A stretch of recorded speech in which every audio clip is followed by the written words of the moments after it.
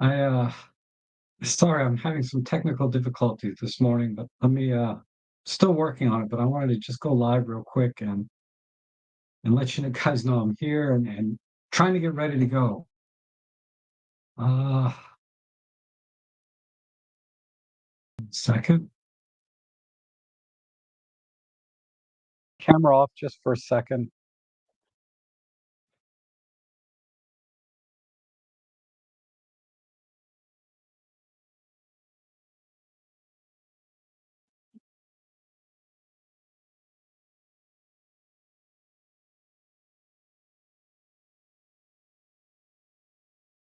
All right. So I should have audio and I should have a screen. Okay. We're almost there. I'm so sorry. But we'll be ready here in a second. Every time, right? Um okay, we'll go with that. Okay, I'm opening up Photolab. So welcome to my photo editing stream where you can submit your images before the stream starts, ideally, and then I edit them here for you live using DxO Photolab 9.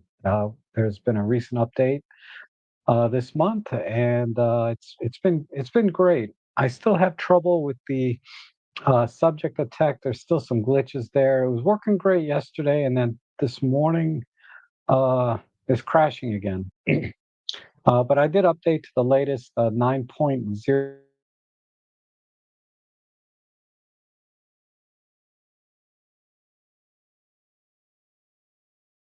Uh, and it was working perfect.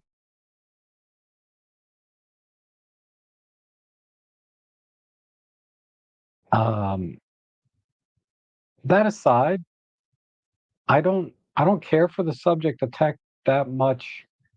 And I'm talking specifically like for people, animals, and all the different selections there. What has been working flawlessly, especially since I backed my NVIDIA driver off back to like 4 versions ago. I'm on like 5.7.6 point something or whatever that is. Uh, it's been working really, really well, except for the subject detect. Okay, let's pull up your images from today. And let's see, we've got to download some optics modules here. I have this set so it automatically pops up whenever, there's new camera lens combinations.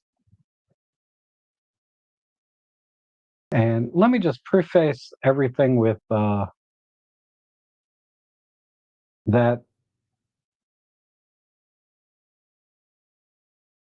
I'm sorry. Okay.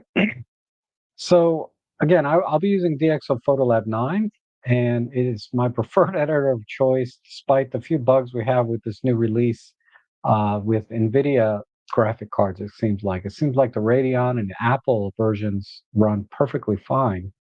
It's just something to do with the NVIDIA drivers. So they'll get that worked out. Despite of that, they'll get it worked out because all the other AI detection tools work perfectly. Okay. And I like for those of you that are just joining for the first time, I like to at least the first couple images walk through my entire thought process and workflow and explain what I'm doing. And then the last set of images, I try to go a lot faster unless there's something kind of different there. And uh, and this is by no means the editing that I do is a critique of your photos. It's simply uh, I'm going to be making very subjective choices as if I took the photo and how I would edit them. There's no right or wrong, of course, but what I want to do is basically show you the tools in DxO Photolab 9 and how to use them. So After about 2 or 3 images, I typically pause and answer questions in the chat section about any of the tools or any of the things in DxO. And then I move on to the next 2 or 3, and we'll go from there. And it looks like I have 10 images today. And we'll start this one here from, oh, I don't have a name on here. I think this is William, as far as I can tell. So we have an astro image, and this has clearly this is a stacked image, yeah. So we have, over 2,000 seconds of light data here. I'm going to rotate this first. So what I like to do is, generally, I like to look at the composition first, look at the exposure and white balance, just sort of these very big global type changes that I want to make to the images before I go into the uh, editing. And if there's any change I need to make there, I do that first. And then I just go right into local adjustments. Okay. So, with an astro image, there's usually not much to crop or do anything. Uh, I might just crop in a little bit and get this bright star and this bright star off there. This the Horsehead Nebula, and I think that's I can't remember. But anyway, I know this is the Horsehead Nebula. It's been a while since I've done astro, but I'm just going to do a slight crop here. And just come in like that. Because I don't like distractions along the edges and the corner. And let's see if I can center that horse head also. Um, just to get some semblance of a composition. All right, that'll work. Uh, so with astro images, it's really about just making the sky as black as possible without losing any of the light data, like the smaller stars and the color in the stars, because stars are very, very colorful. They're not just all white. They actually have a lot of color in them, and you have to distinguish that color in the stars because they're very fine points of light versus potential noise. And this image has been processed somewhat already, I assume, because I'm working with a JPEG image and not a DNG or TIFF image. Typically, with astrophotography images, after you stack them and do all the processing, you would be editing a TIFF image and not a JPEG. So I'm going to be very, very limited here to what I can do with this. Okay. So I guess I'll just go right into the global adjustments and see if I can make uh, the background blacker. Now there's a lot of cloud here all the way around, nebula dust and stuff. I was thinking maybe just to pull the blacks in, and I'm just going purely for aesthetics.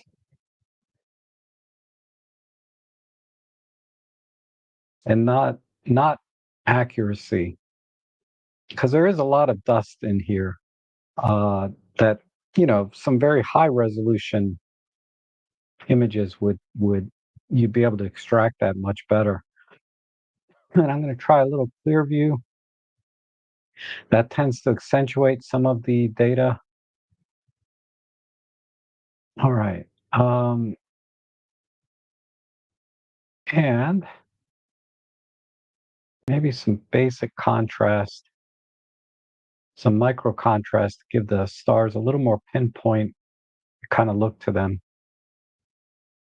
And now I'm going to work with this color. I just want to make this a little bit more red and this a little bit more yellow over here. Okay, so let's go to the local adjustments. And I'm just going to use control points for this. And I'm going to make a very, very tight chroma mask so that it only highlights sort of the redder areas. As you can see, That might be too much, but we'll keep going. I can back these off a little bit. Yeah, maybe not that one. I think we're good enough here.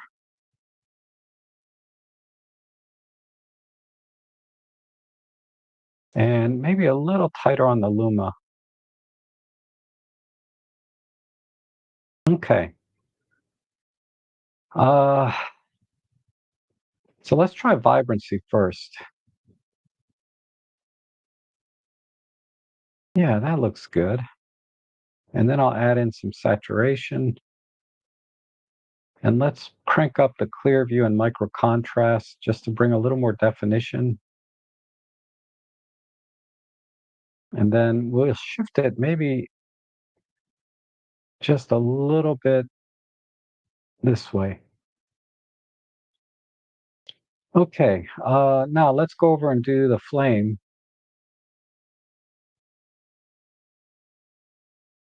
And again, I'm going to just use a little bit tighter mask on the chroma, which is color.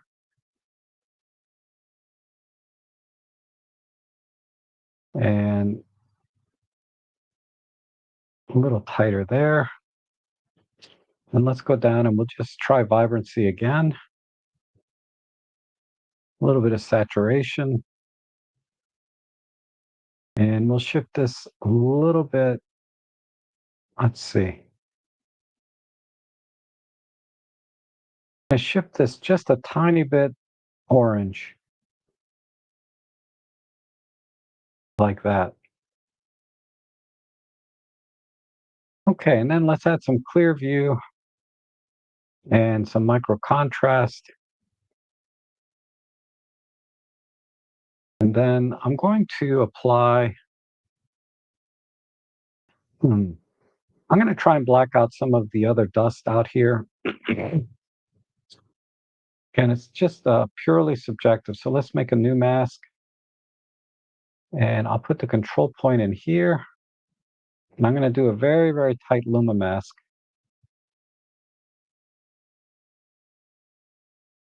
As you can see, the stars are starting to come out. All right, and maybe down here. We'll stay away from the nebula. Down in here and up in here. And maybe a smaller one in here. All right, let's just go right to the blacks. And I might, let's see. I might go back to the global settings. See a little clear view. No, let's back that off. Let's just pull the blacks in a bit. And all right, now globally, I'm just going to just cool it off a little bit. Let me see, I'm here. I'm just going to back it off just a notch. And here on the global side, uh, maybe we'll just clip the blacks right about there. So I'm using the tone curve instead of the sliders. And I'll give a little bit of push here.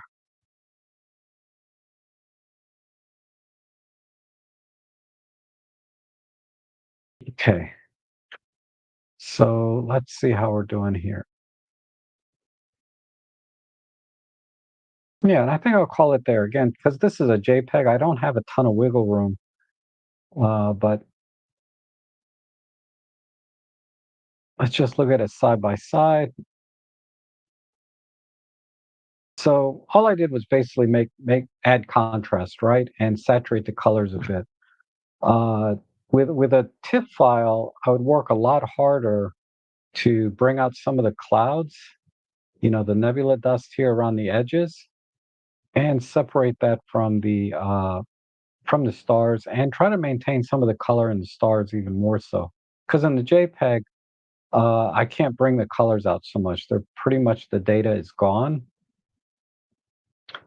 So the only color we got was really the nebula. but all the pretty colors that you would get from the stars it would be difficult to see. So just doing a slider. So very low contrast, kind of desaturated to, kind of a little bit over processed here. But I think, that's the best I can do with the JPEG. So uh, we'll leave it there. Maybe try a little noise reduction. I don't have the advanced noise reduction,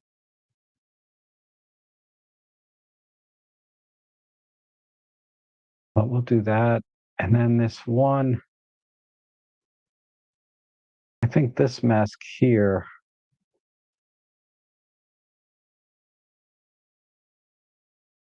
I overdid it just a bit.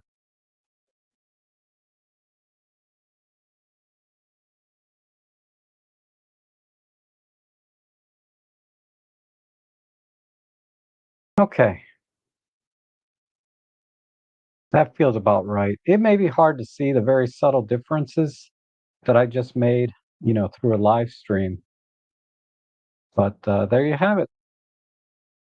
Okay, so William, you want me to send that to you? Okay, just email me, rob@robtrek.com, and I can email it to you.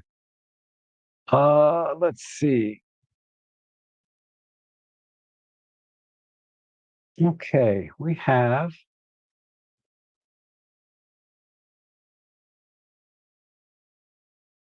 Let me get my panel out. All right, this looks good. Looks like you nailed focus there on the eye, and the shutter speed might be, yeah, it's just a hair slow, which makes sense for this scene. I think that's why the fish might be a little blurry. It's a little bit of motion blur there. But overall, a very good exposure for this scene because these white birds are, the egret is difficult to expose properly. So you did a really good job. I mean, it's not difficult, but like a newbie would mess this up completely, right?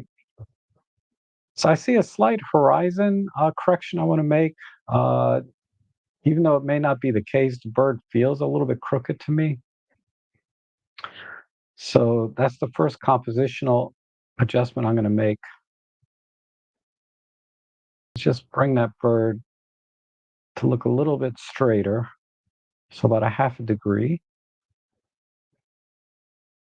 And let's see, uh, compositionally, I think I can come in a little tighter.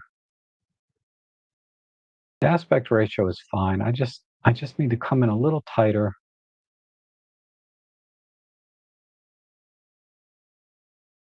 And I'm just using basically rule of thirds. And I'm going to try and get this one corner to line up. Okay, that feels better. So I'm looking at this corner and I'm looking at the headspace up here and the space down here. And actually this line actually lined up here on the rule of thirds line. I just like balance. Rule of thirds is kind of a basic compositional tool uh, that I like it. All right, that looks good. Now, exposure-wise, we have basically this is either dawn or twilight, uh, sunset, because we got very warm light coming in from the side, and very cool shadows on this side. So I may warm up the image a tiny bit, just to accentuate that. Maybe bring in some light up here and in here selectively to just add a little more drama.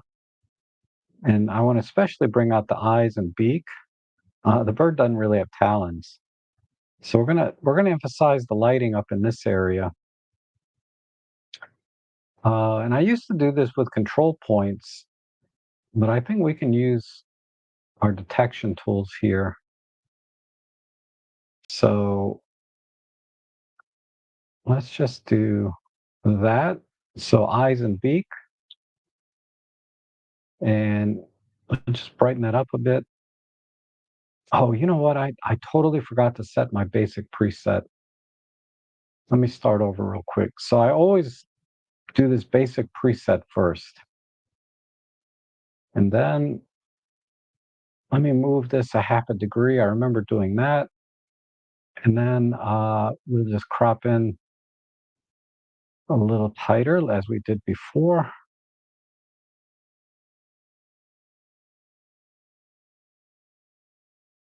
like that.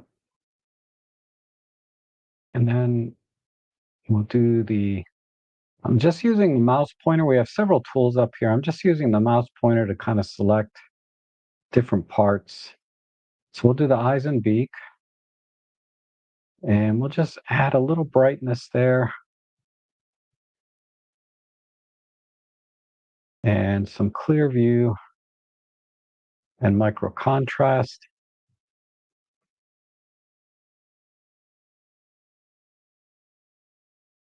Okay, that looks good.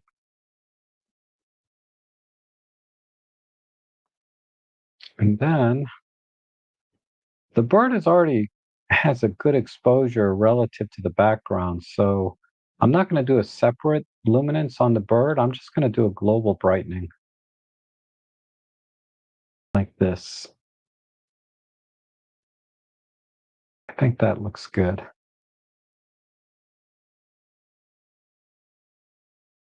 And just a reminder, the basic preset applies optical corrections. That DxO is, it's one of their key technologies. Also, noise reduction, again, one of their key technologies, the XD prime. That and the control points, or the U point technology, I guess they call it. These three things are really the core of what makes DxO Photolab great, in my opinion, to give you the best results and the workflow for editing. The AI tools that they've added are also really pretty awesome uh, for certain things. A lot of times I can get away with just using control points and linear gradients, but using the new AI selection tools can really speed up the workflow on a lot of different kinds of images. This particular image, it's not helping me a lot because the exposure is already really good, uh, and I don't need to separately select things to adjust the exposure. I can just get away with just using the control points. So I'm going to make a new mask, and I just want to add a little bit of light onto the yellows in this. So I'm going to use a tighter chroma mask and only try to select these kind of yellowish areas because there's yellows and greens back here. And I'm just going to kiss the highlights a bit like this. So it looks like it's a little bit brighter than it is. And then give it a little contrast by pulling the blacks. And whenever I do select some tones, I like to keep a straight line the best I can, just so it looks more natural and not over processed. So I think right in there looks good. Okay, maybe a little bit of light on the foreground. So let's make a new mask. Again, I'll just use some control points. We'll use a very tight chroma mask to select the reddish orange areas like that. And again, I'll do the same thing. I'm just going to start on the highlights, go into the midtones, push the shadows just a little bit.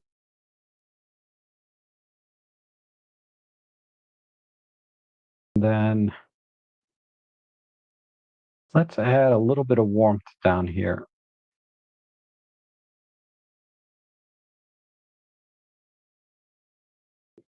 Actually, I should probably add a little warmth to the background too. Let me do that. There we go.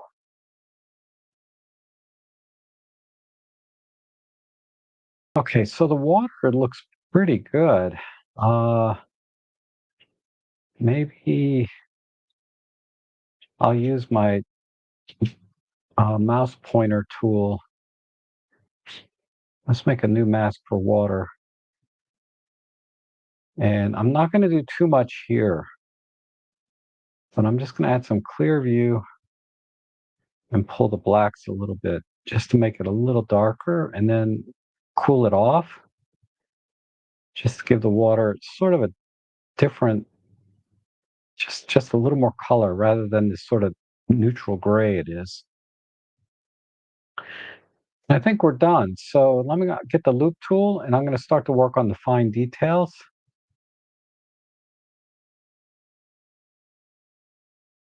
Okay.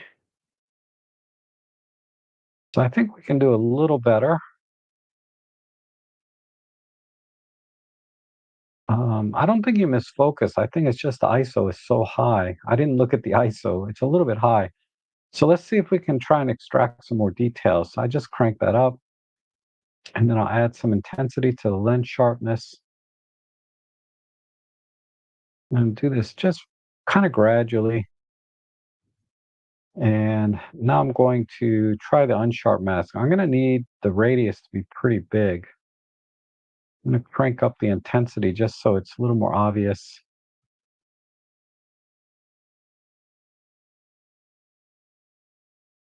Okay. And then I'm going to crank up. Let's see if we can do force details here too. And probably not. Let's back that off a little bit.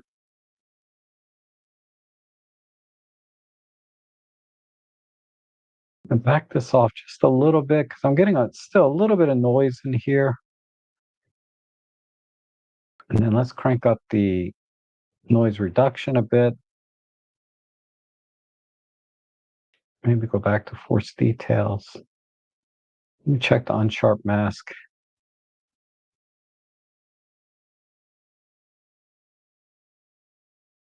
Let's crank up the threshold just a tiny bit. Okay. All right, I think that's the best I can do. So that's the before, the after. All right. Let's just check the feathers here too.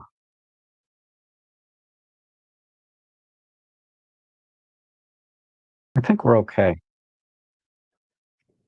And then down here in the shadows. Yeah. All right.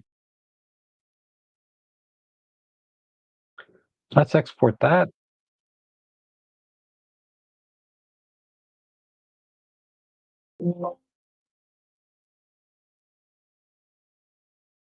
DxO9, sRGB. Okay, that's good.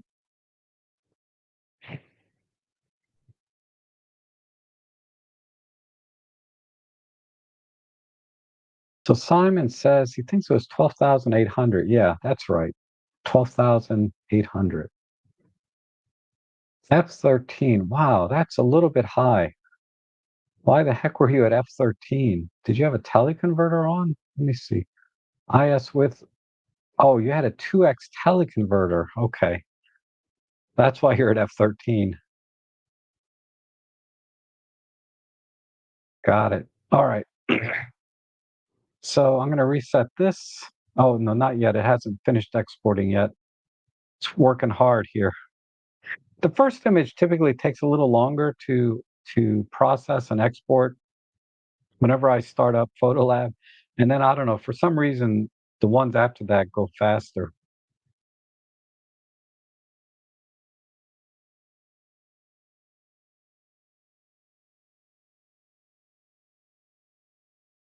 All right, good. So let me reset this and then we'll do side by side.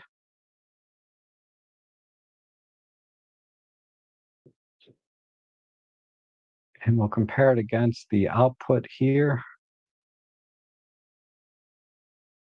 All right, so just a very, very slight crop and then some little accents here for lighting in the yellows and the reds down here.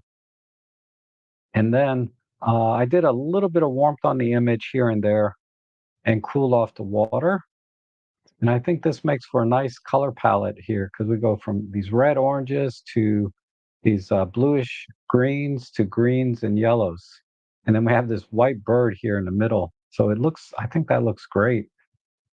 And just to kind of show off the, excuse me, denoising, we'll punch all the way in here. And you can see what a difference it made.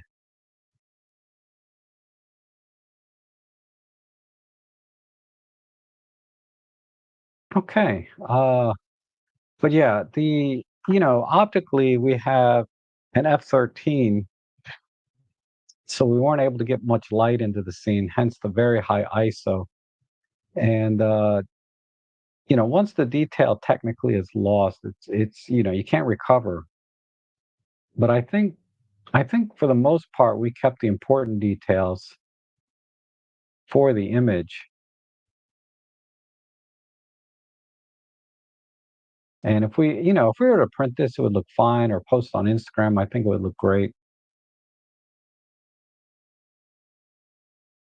But yeah, this came out pretty good, I think, uh, relatively speaking. All right, but yeah, the 100 to 400 with a 2x teleconverter, it's going to lose a little bit of detail from that, you know, as a baseline, and then being at f13 and not letting much light in and cranking up the ISO. So this image had a lot of challenges, right, for photo editing. All right, let's see. We have a cityscape here from Gord, and we're doing a Canon R7 with the 17 to 40. Oh, that's a nice lens. Okay.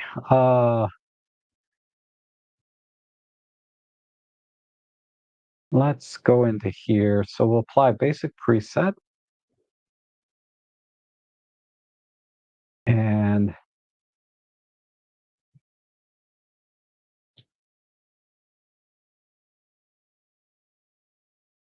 so I'm trying to find, interesting elements in a composition, uh, what I can keep, what I can delete. And wide angle lenses are tough because they always capture a ton of sky and a ton of foreground.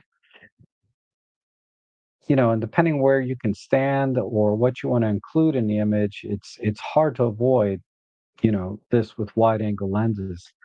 So typically I like to do panoramas and take several images and stitch them so I don't get this huge uh, top and bottom or left and right, but still maintain that very wide field of view.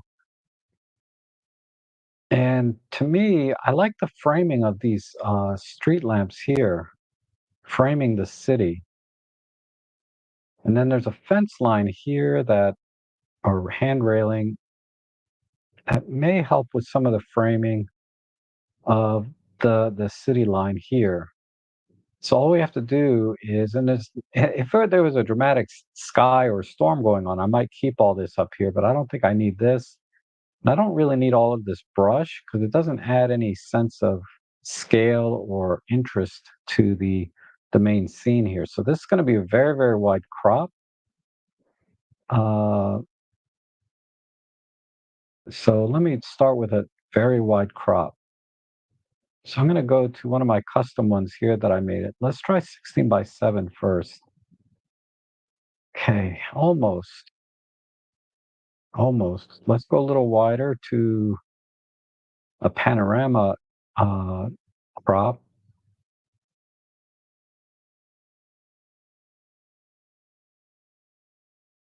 Maybe, maybe right there, because this can be the foreground. I always like to try to add some kind of three dimensions: foreground, midground, background. And I think this kind of works right about there. Uh, okay. And then I guess the plane is dead center, but the left side's a little bit off balance.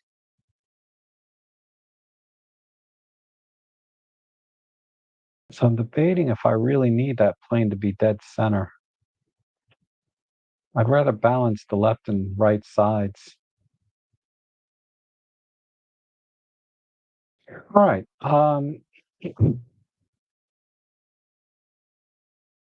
We have a strong shadow in here that I'm going to try and mitigate a little bit.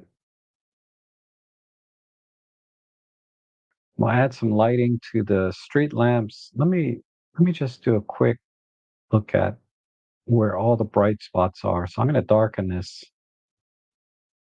So these are bright, and this is bright. The plane can be brighter.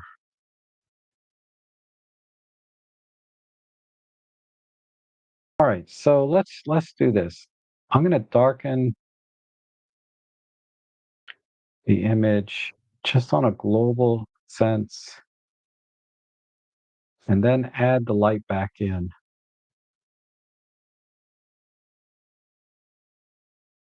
And the light does seem to be coming from the left side a little bit. Maybe actually it's coming in from the right. So we need the light to come in from the right side. So I think about the direction of light when I'm going to start light painting. Um, but I just want to give more of a sense of that it's closer to sunset than it appears, because it is kind of close to sunset as far as I can tell. Uh, but yeah, let's do this. Okay, so I'm going to try a linear gradient first on the sky, and I'm just not a linear gradient. I'm sorry. This they couldn't call this a control line, and I'm going to tighten up the chroma because I want to minimize the effect on on the other objects here. So I think that worked. And let's start with the highlights, and then the midtones. Now the shadows a little bit. Okay. All right, we'll stop there. Let's add some clear view and some micro contrast. All right, and then let's go ahead and push this again. Maybe not that much.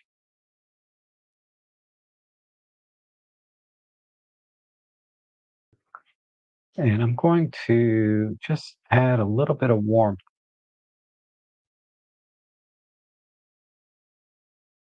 and some magenta.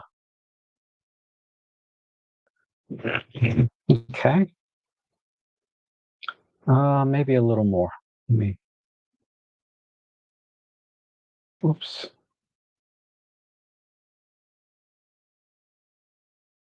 A little more warmth.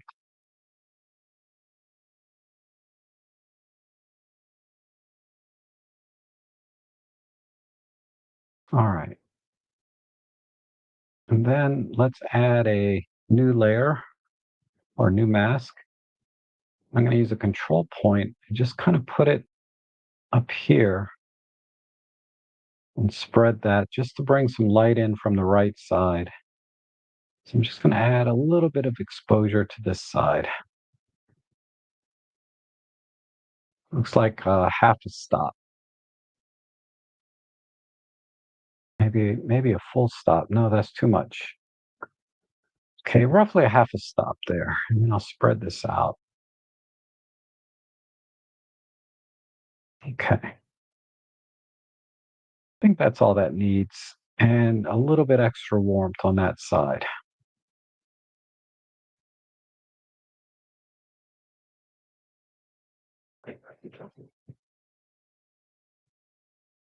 Back off the magenta a bit.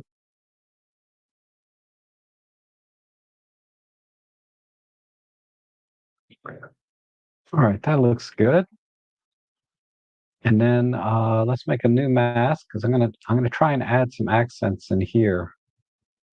So I'll use the control points again.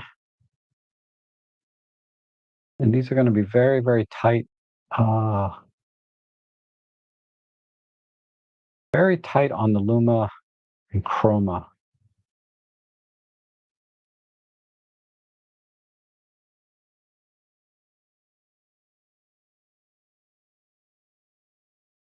Because I normally like to do plus or minus 10 here, but because the luminance and the colors are very similar in this area,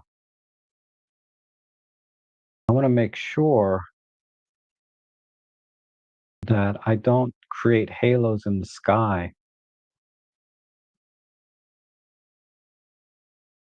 Or I want to try to minimize that as much as I can.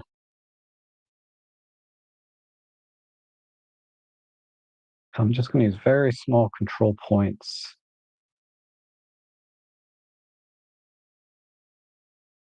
especially in here.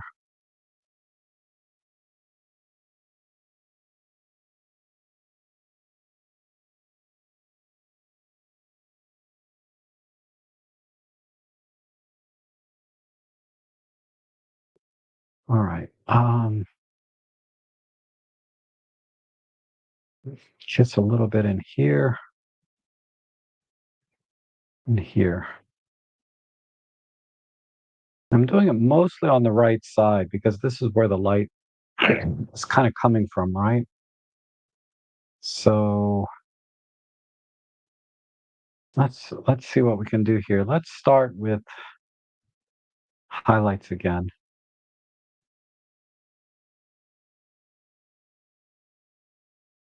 I like that. And we'll hit the midtones a bit. Getting a little haloing here. Let me bring that down. All right. A little push in the shadows, a little bit of haloing in here.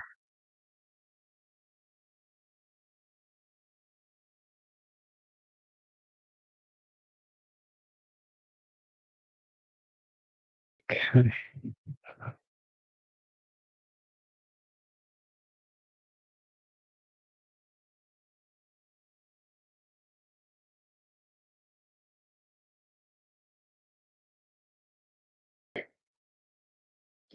I think maybe some micro contrast might help. Just a little bit there. Okay, and then we'll add some warmth.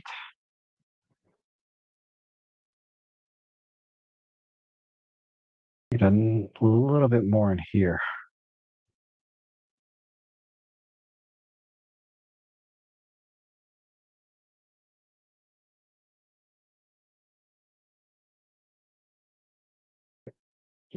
All right, I'm gonna make a new mask.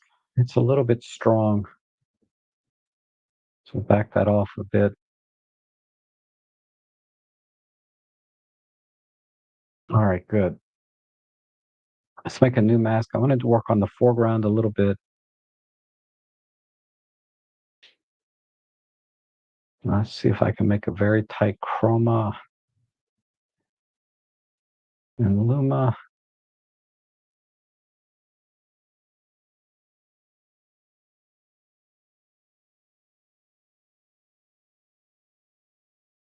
And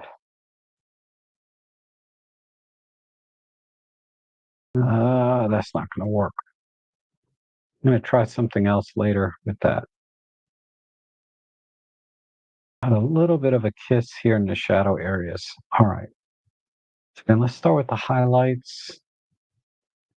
Then we'll go into the midtones. Push the shadows.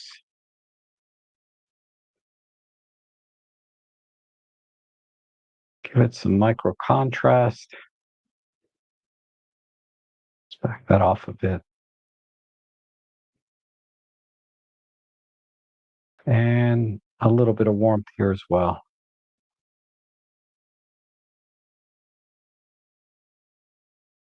I'm going to back this off a little bit more.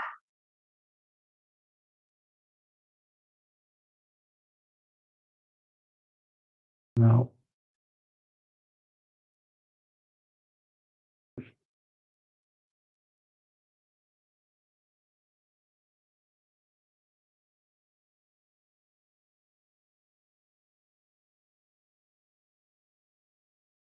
And let me go back to the cityscape. I had just a couple of more in here.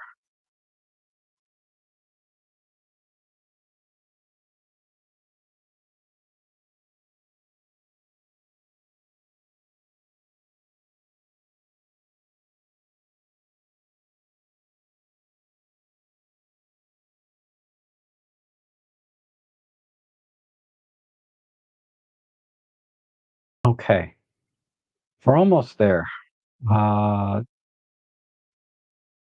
Now I want to do something with these street lamps a little bit. I'm going to try the AI tool to select the street lamps with my mouse. Let's make a new mask like this and this. And let's brighten those up a bit.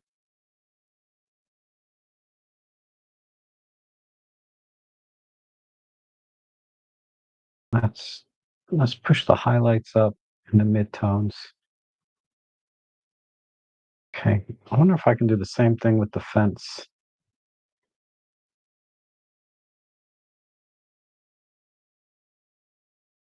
Doesn't appear.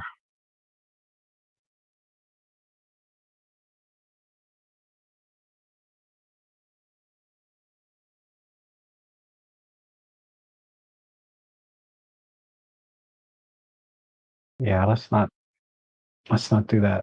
All right. All right, then one more mask here. And I'm going to come in all the way here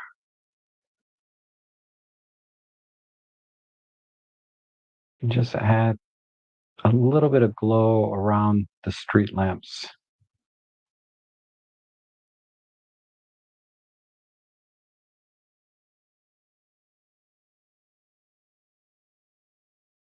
Right there. Okay.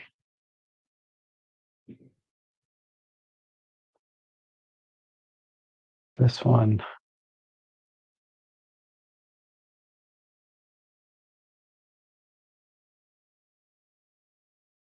me see how that looks. I'm going to back off the,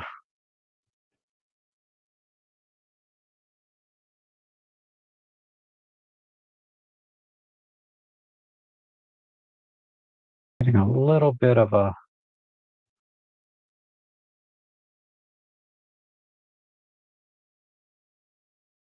and then I'm going to make these lights a little bit cooler because these look like,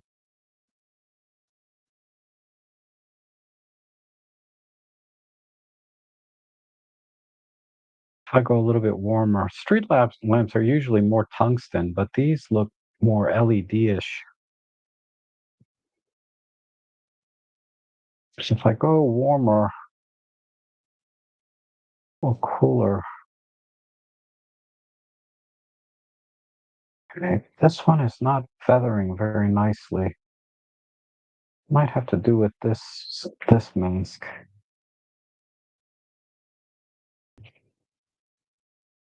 So I'm going to get rid of that one and just concentrate on this one over here.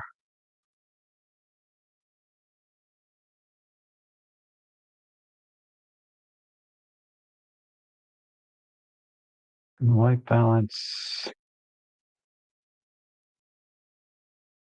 Okay.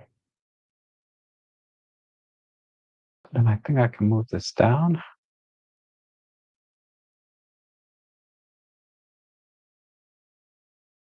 Yeah, right about there.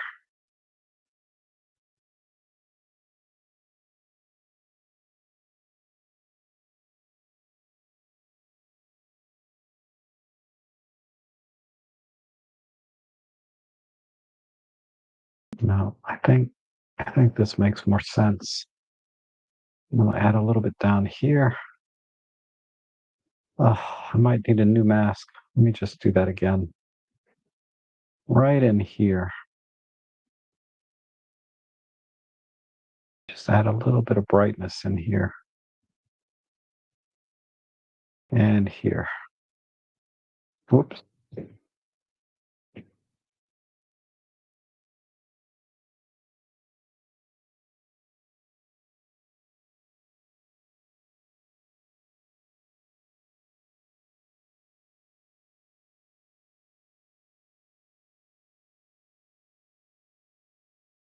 Let me make a mask here.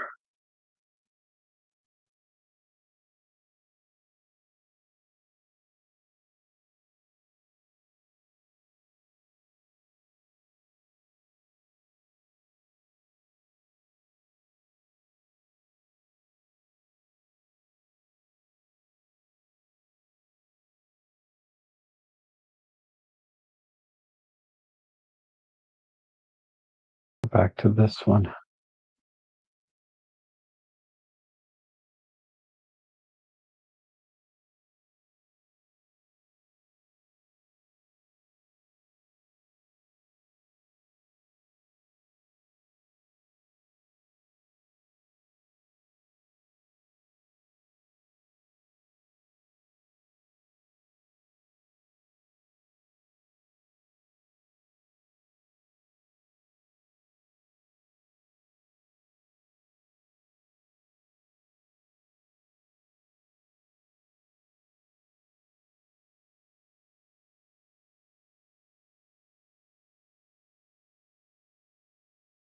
All right, let me see where I'm at. The sky needs a little bit of work again.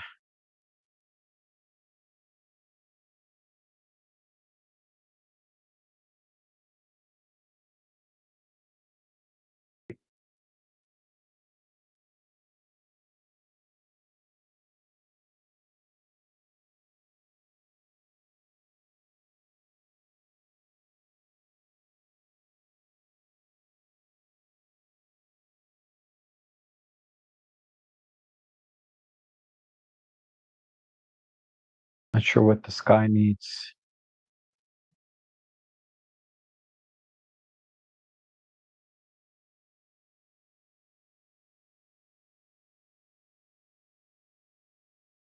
Okay.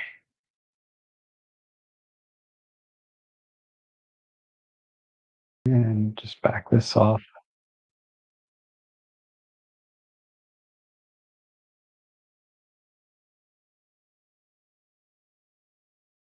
Okay, let's try that one more time. Let's maybe just a linear push.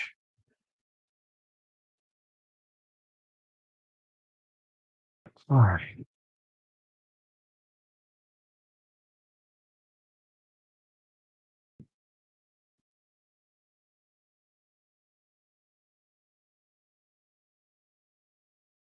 Okay. Almost done. Let me just brighten this back up a little bit.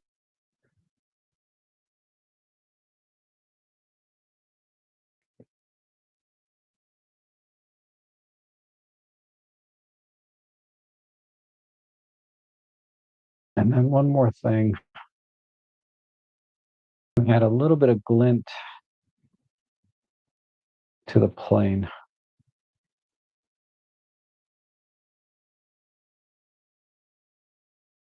Whoops, that's way too big. Hold on. Okay. Had a little bit of glint.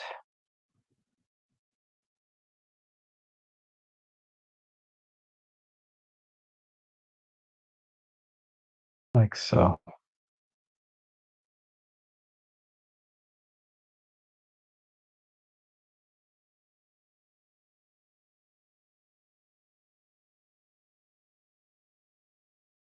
What?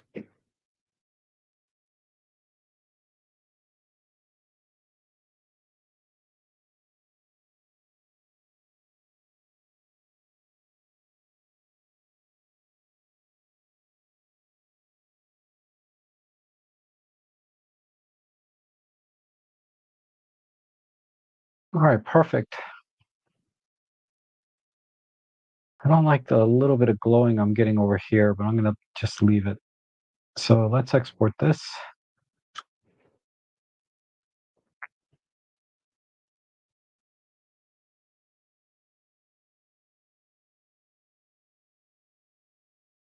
And we'll compare it when that's done exporting.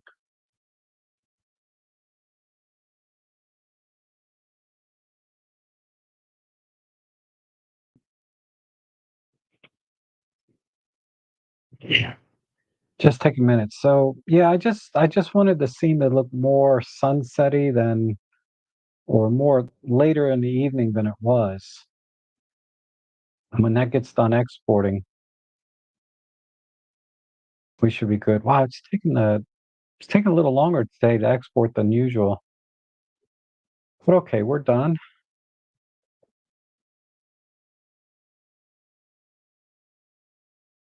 So we'll compare it.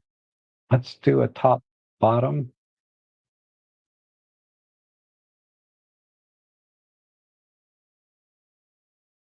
So as you can see, the original is just kind of yeah, it's just sort of a normal shot, right? So I just tried to make some drama here. Kind of overdid it right on this side a little bit, but that's okay. Uh, and I tried to push the light so it's a little stronger coming in from the right and give the plane a little bit of a glint. So let's just do a slider just so you can see the difference. So this is kind of a normal shot. I think Gord is saying this is a view from my drive to work every day. So that makes sense. So you're shooting from your car. That's why you couldn't walk up to the fence. Because I was thinking, why didn't you just walk up here and take the picture? But if you're in your car, that makes sense. Uh, so I think this is at least, uh, yeah, it's a little better. It was a tough one though, no question. But I think it came out okay.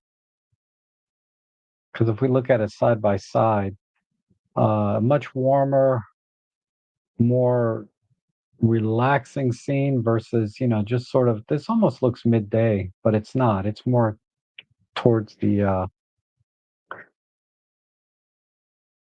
I think this is probably in the morning based on your statement that you're going to work every day. All right. Let's go to the next one. And we have looks like yeah, we have a dog. So all we have to do really is brighten up the eyes a little bit, remove some of the distortion. So let me apply a basic preset. Okay, that got rid of the distortion. Let's do a square crop and just center the dog. Let's see if I do perspective. Yeah, that'll straighten it out a bit. And let's do that. Almost. Let's rotate to the left a little bit.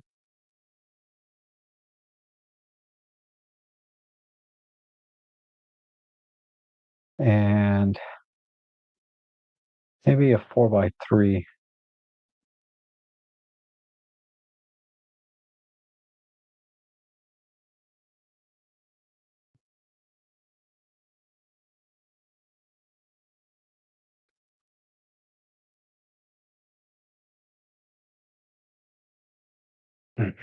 Trying to decide if I want the dog at the bottom of the shot or the top.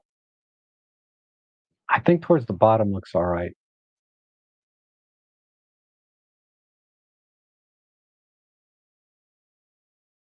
And do I want the legs off center? Okay, I think that composition works. A little bit off center. Okay, I can use the AI tool just to kind of, since it seems to be doing pretty good today, we'll just select the eyes, add some brightness and clear view, a micro contrast to make them nice and glossy. And then let's add a new mask and a control line, and let's see if we can temper the background a bit. We'll just do a linear pull, and we'll warm that up a bit. like so. Whoops, not that much.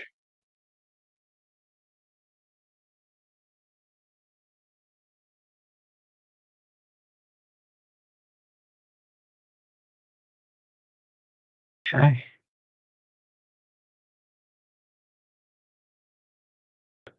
Now let's do another mask for the dog. A couple of control points will do. We'll just highlight and just hit the highlights here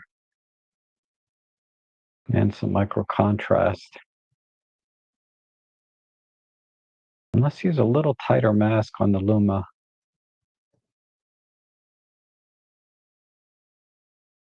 Okay.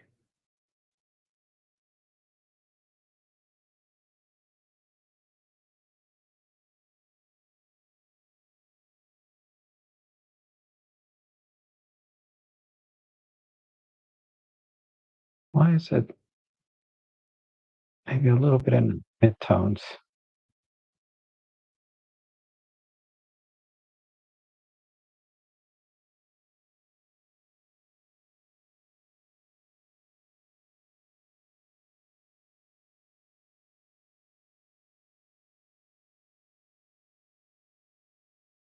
Okay.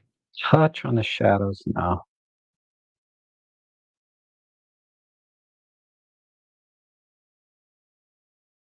Okay, let me go back to the eyes.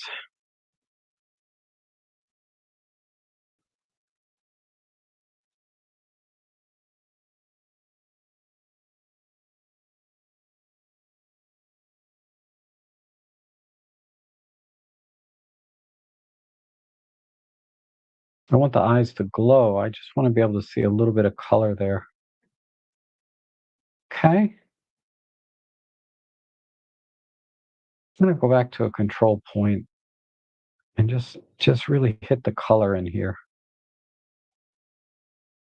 And the color over here. Make a little tighter chroma mask.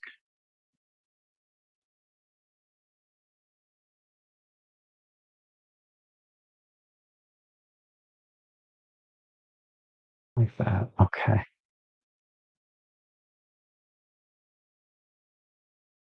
All right. This one needs, let me just try global warming.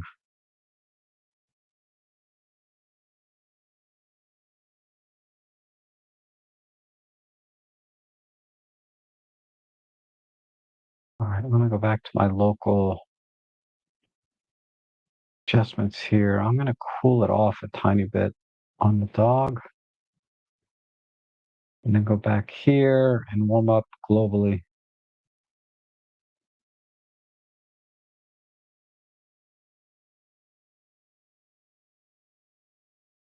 Okay, let's see how we're doing.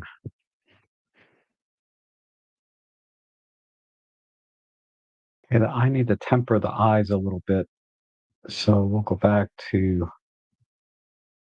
this, and just back that off.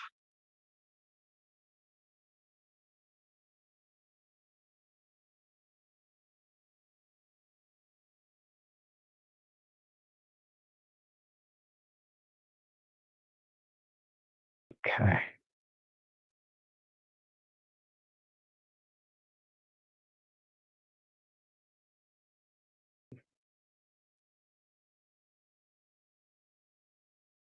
All right.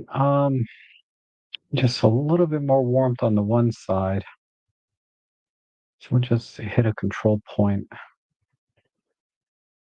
We'll make a little tighter on the chroma and luma. Just add a little more warmth over there.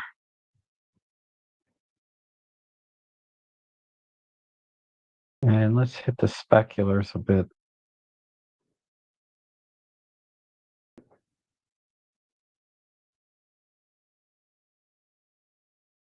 All right, I'm going to try something brave.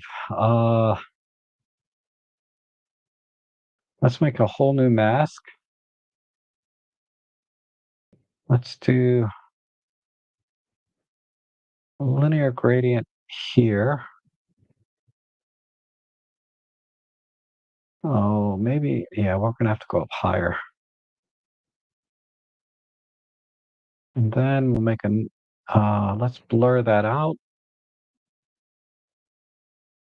I may have to delete all this, but let me blur this out a little bit.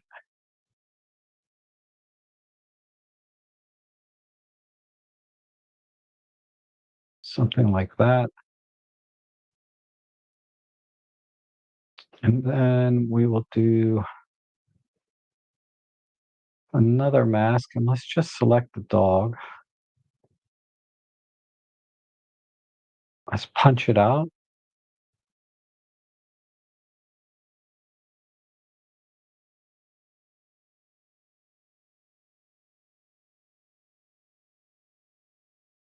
Yeah, that looks pretty good.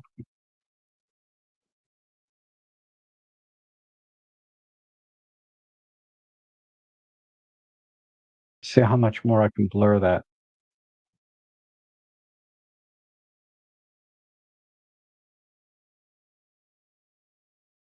All right. I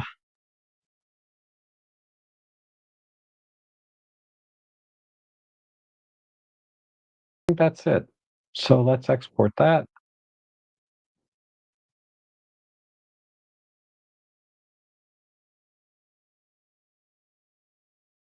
We'll wait for that one.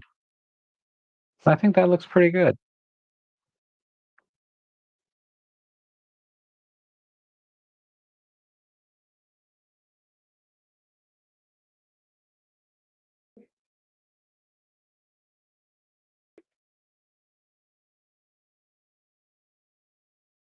It's taken about a minute per image today.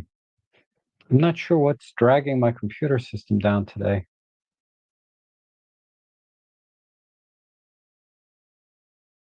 I don't have anything open. I got this and this. Hmm. All right, are we done yet? Yeah.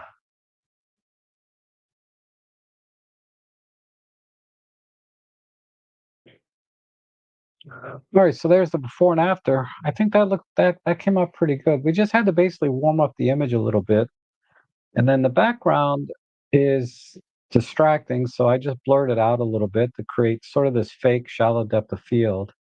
I could have put a little more work into that to make it even look more natural, the depth of field, but that's close enough for a live stream. And I think that came out pretty good. So let's just do a quick slider and sometimes I lose the slider. All right. So there's the original, and there's the much warmer, more focused image there. That looks good. All right. Oh, John, dog's name is Bailey, huh? Cool. My mom's dog is named Bailey, actually. So they have the same name. All right, so we have a DNG file. Now this image here is not an Adobe DNG. So what camera is this, I wonder? No camera data. Uh, so what I'm gonna have to do is I might have to export this again as a TIFF file. So I'll come back to this one. Uh, well, let me see if I can find it here. Um,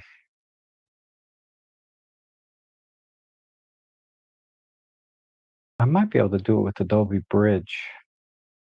Oh, I know I can do it in Photoshop. Adobe Bridge is free though, but I'll do it in Photoshop real quick.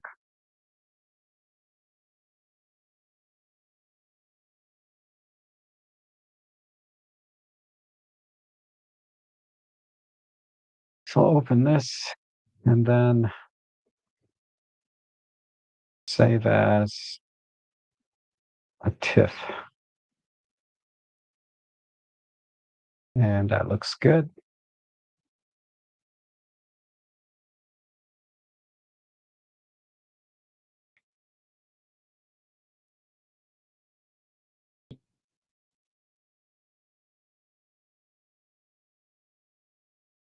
All right. So I can edit this one now. All right. So we need to do some perspective corrections. Let's see if we can get that a little bit more straight on. Because the original, you're a little bit off center. But not so much so that when we do this perspective correction, it looks okay. And think I think our lines are good.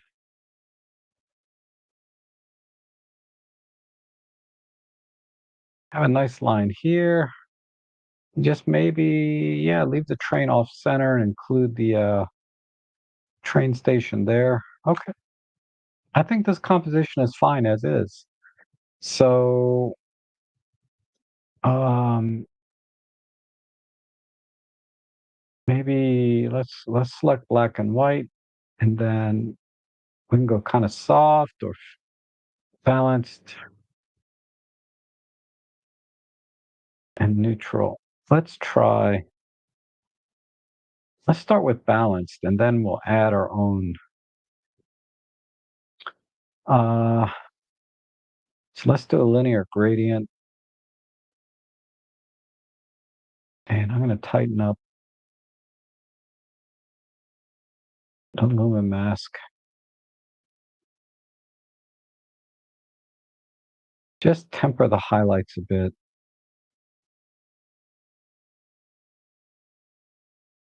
Just a little bit. And then let's see if we can make this a little bit grittier. So we'll do some clear view, some micro contrast, and a push on the highlights right around there. Maybe up here too. And then let's do a new mask for this. What is that? I'm not sure. Looks like a lamp. So we will push the highlights there, midtones, lots of clear view,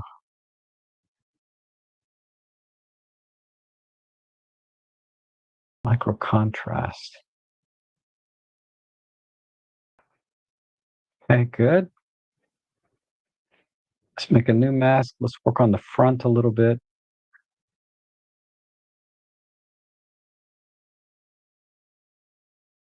I'm curious, did you use a flash on this image? Because, uh, well, this is a Pentax K3 monochrome. Okay. I normally edit my monochrome images in Lightroom just because, DxO doesn't support this camera. Because well, I'll talk about it later. Let's um let's add a little bit of grit in here. It feels like he used a flash on this image.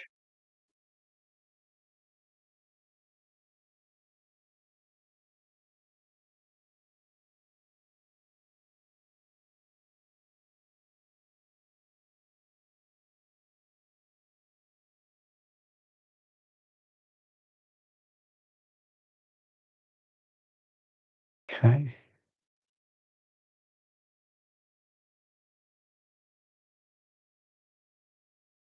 So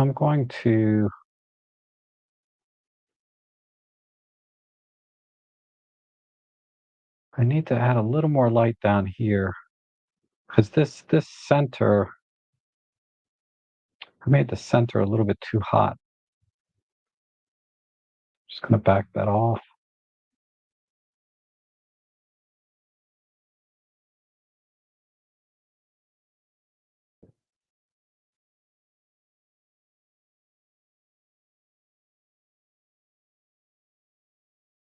And let's brighten up this area down in here.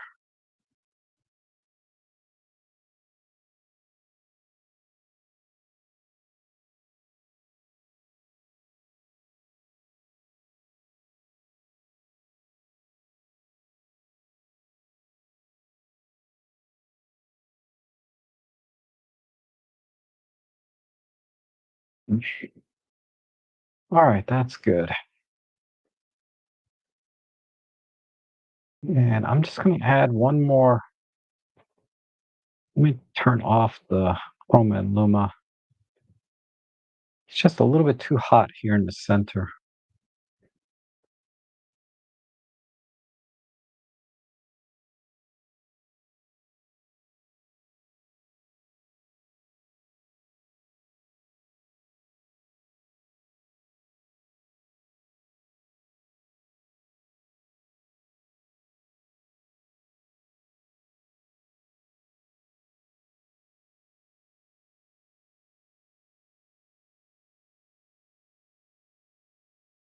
Okay. And the bottom, see if we can do a linear push here.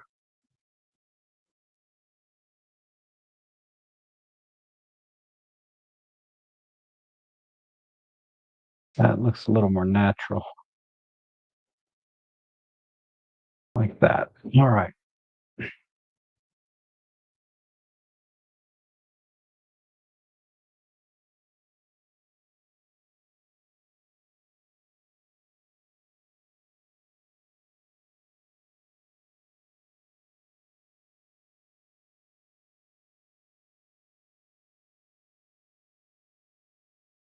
All right, so I'll make a new mask. And I just want to work on these trees a bit.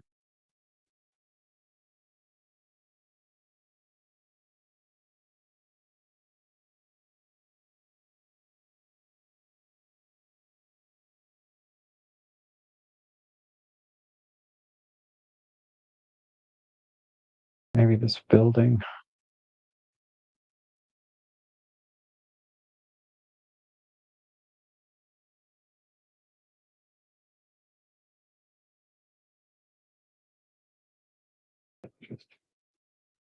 Gosh, this center is still bothering me here. It's just a little bit too hot right in there.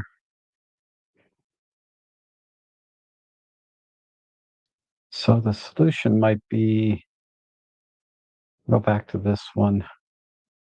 What if I add, that's too hot. I think that's the way to go. So let me make a new mask.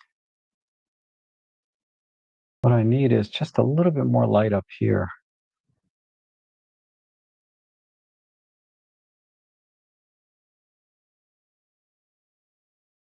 And let's add a little micro contrast. Just to even this out a bit.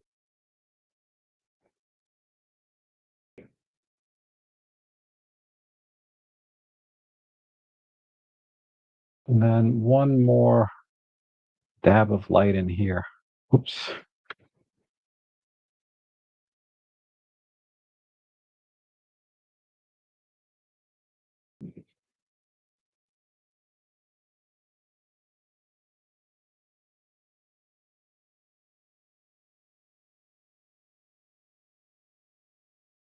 All right, I think I'm done. So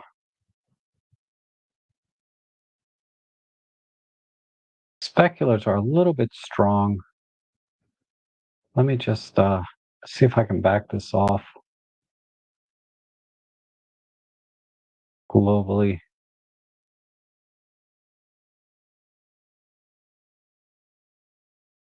There we go. All right, so I'm going to export this.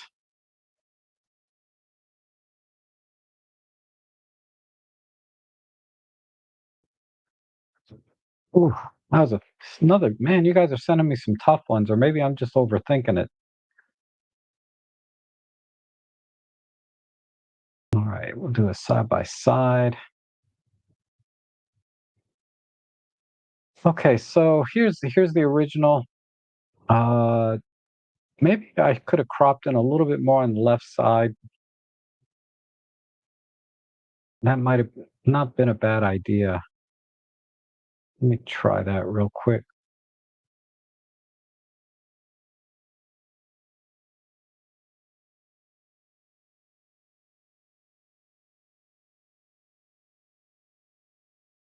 And do a 4:3 crop,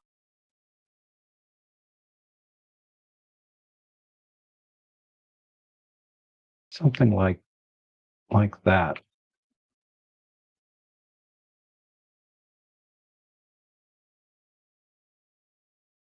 Okay.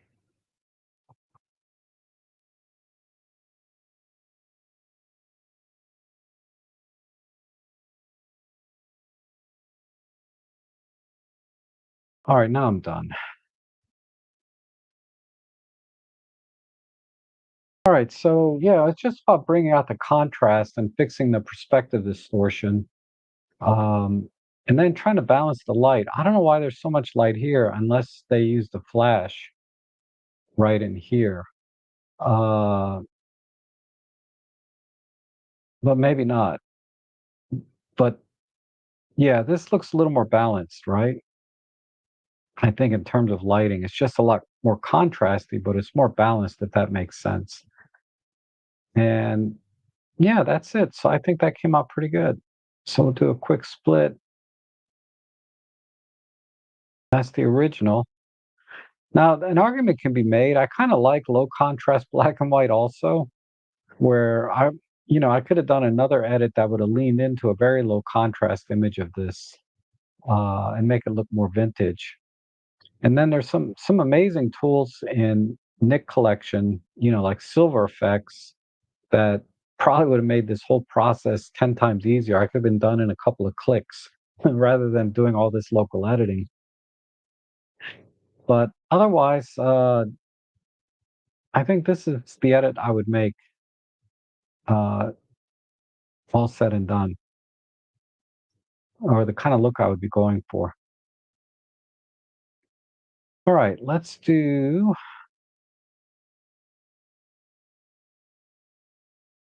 this one here. So I have a pair of ducks, this nice boat, and some buildings back here.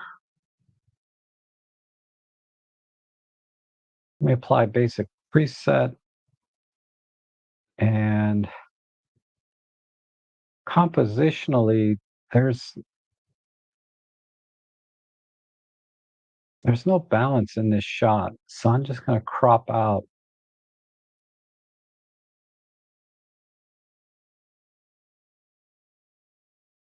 Let's try let's try that. Just a single duck here with the boat and then the tree in the background here.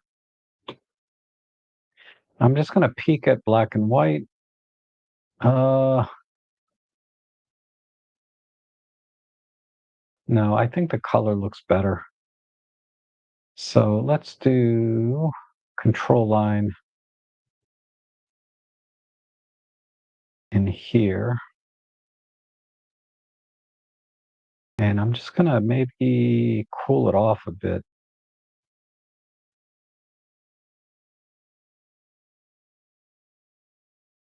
And then we'll do some water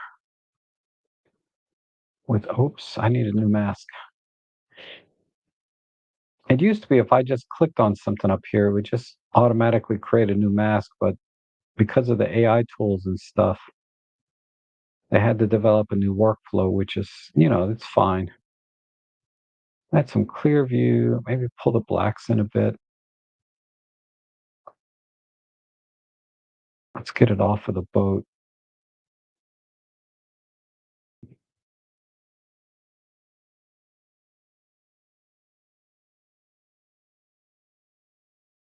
Okay. And let me use my mouse pointer and select the boat. And we'll do a linear push there.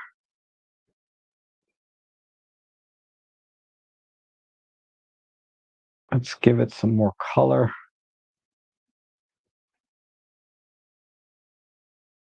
Maybe warm it up a tad. All right. I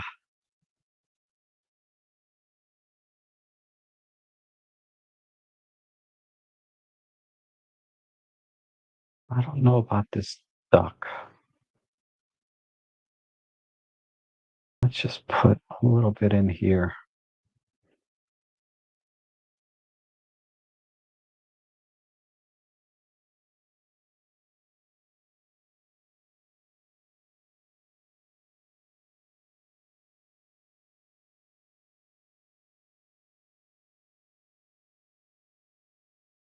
Okay.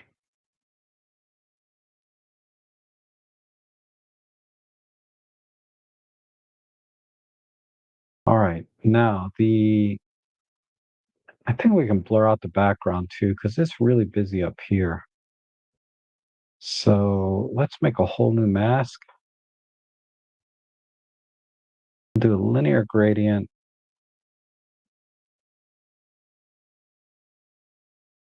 Blur this.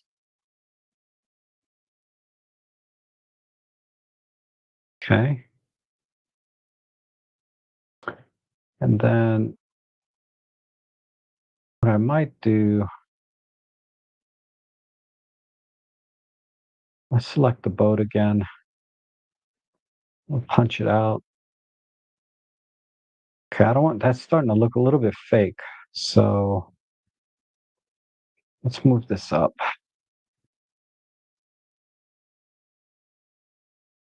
and get a little more gradual.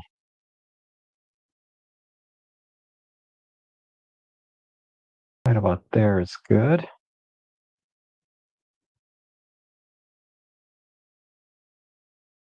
Just back this off.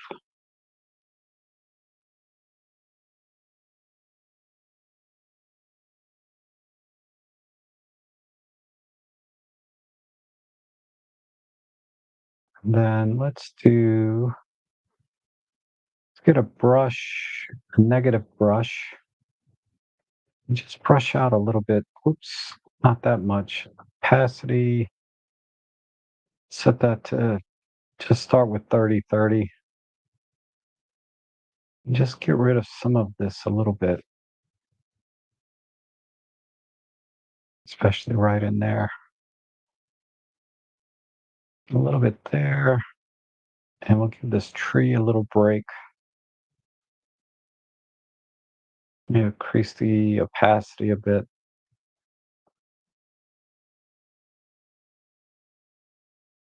Okay. A little bit in here.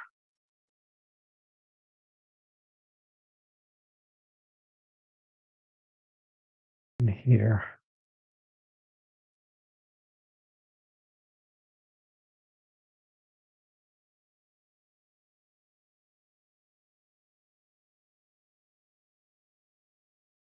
Give a little more opacity. Oops.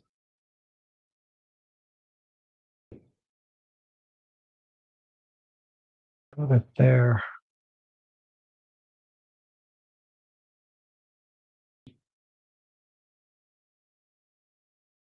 Back this off a little bit. Let's do that.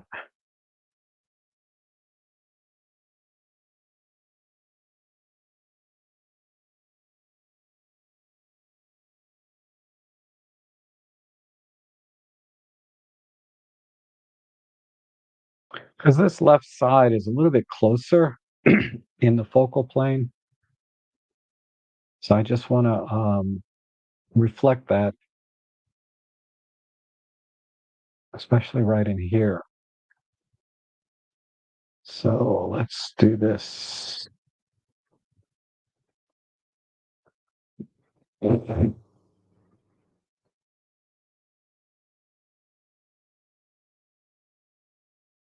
In fact, I can probably just tilt this a little bit.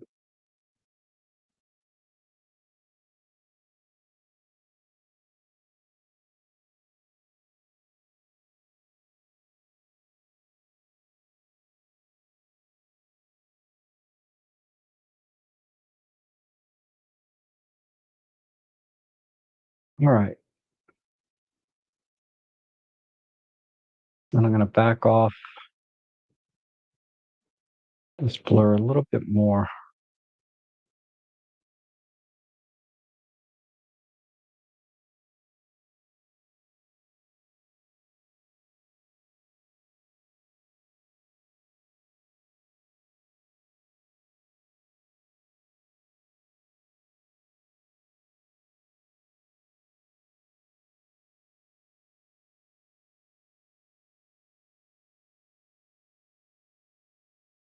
right, let me see where I'm at here.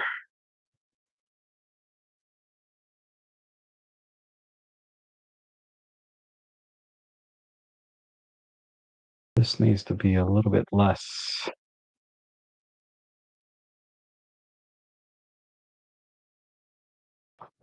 All right.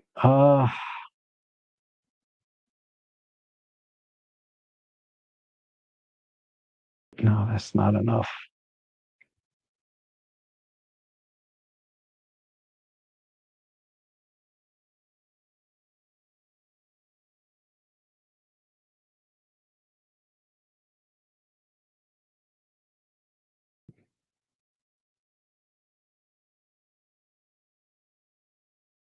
All right.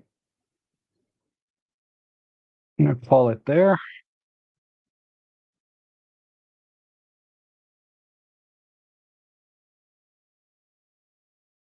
And when that's done processing, we'll do a side by side. So my idea was just to minimize everything that's not in the picture, like everything that's not this boat and duck. I thought about doing maybe a more horizontal prop, but uh, there was just nothing really on the right side. If I do, say, a 3x2, I don't know, that's got potential too. Eh,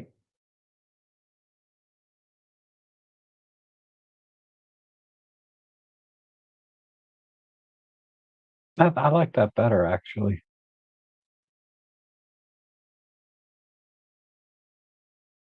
I don't really need that other duck. Let me see what that does.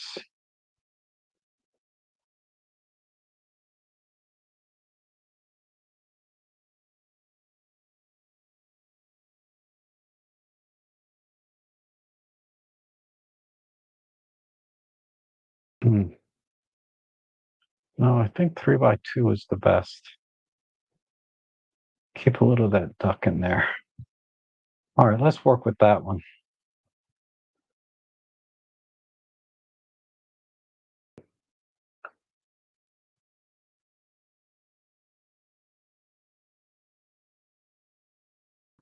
Oh, hey, Marco, how are you?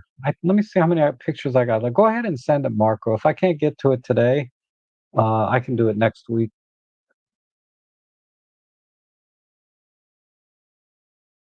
All right, we'll wait for that to finish exporting. So Paul says the background is the mill. Okay.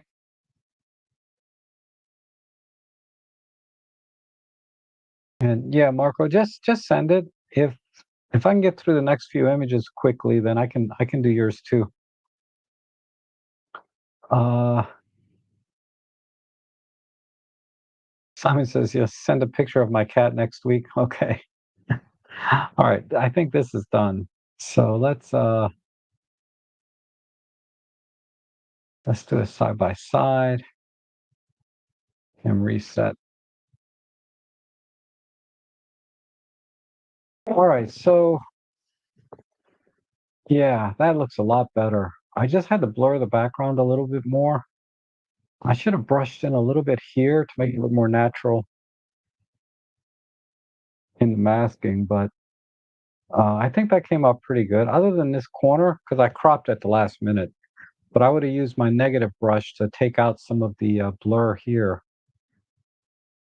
and then it'll be a little more convincing. Otherwise, it looks fake, right? So you have to manually go in and, like I did over on these trees, and mask out so that it looks more of a natural bouquet instead of a fake one, right? Because when you look over here in the right corner, this looks a little more fake than, say, this one on the left side, but there's the original. A little bit flat, but it's a raw image. A little flat, a little bit low contrast, but very busy at the same time. So I think just adding a little bit of blur back here helps quite a bit, and then darkening the water, adding a little more saturation to the boat, and that looks pretty good, say, to the original. All right, let's do the next one. I'm going to go through these pretty quickly from here. Let's see. Let me apply basic preset first, and then a perspective correction.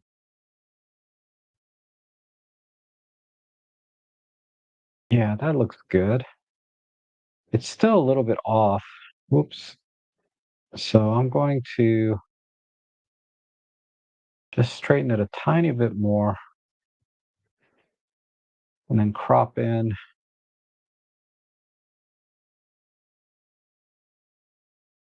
Let's see if I can find a nice, almost about right there.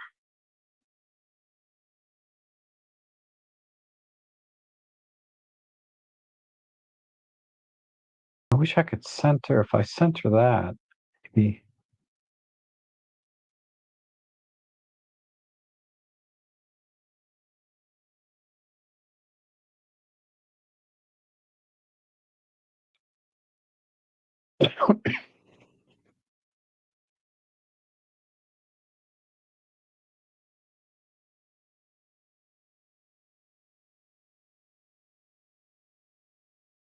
Just watching my edges a little bit right in there.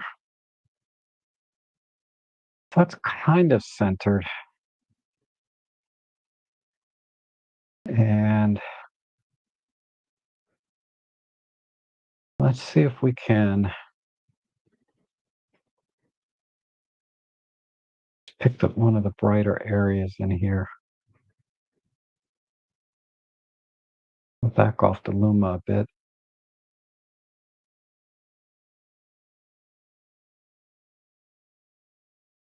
Okay.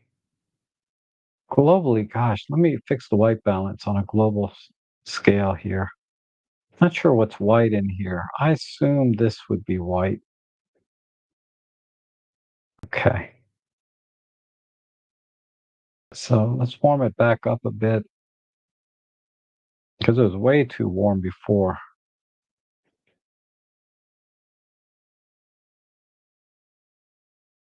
Okay. I'm going back to my mask.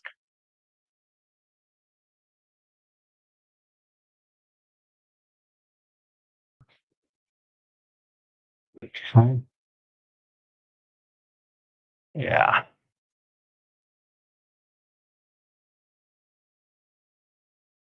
All right. Let's do just a little global push on the shadows. Clear view, micro contrast. Do a new mask here. Just use a brush. But I want the bleachers, not the bleachers, but these rows. Just have a little more shine to them.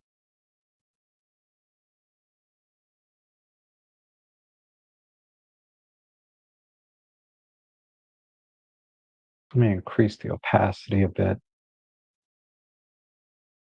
Yeah, that's looking better. A little more. Okay. And then let's do a control point on these people. Just add a little brightness there.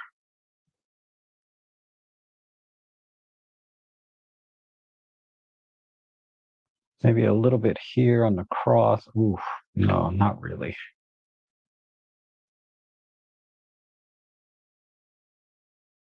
Mm,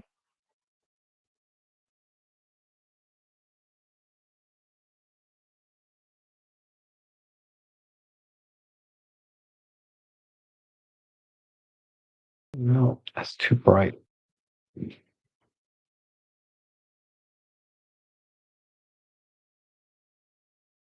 Okay. We need globally, we need something here. Some midtones.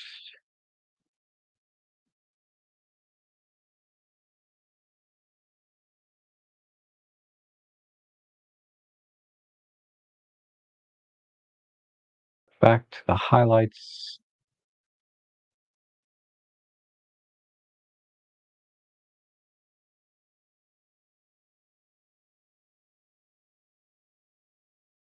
All right, I'm going to call it there.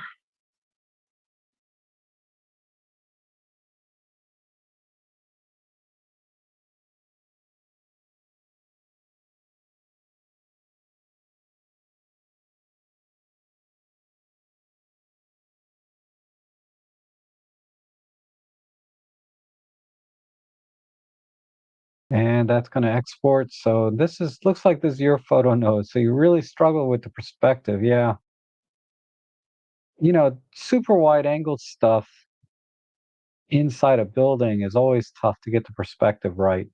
You just have to be very and then you don't know what happened to the white balance and definitely too way too warm. Yeah, I mean it happens. But usually you want to try and it's hard to explain. I might have to do a video on it where I actually demonstrate it when I'm out taking pictures of buildings and interiors. But being in the center is really important.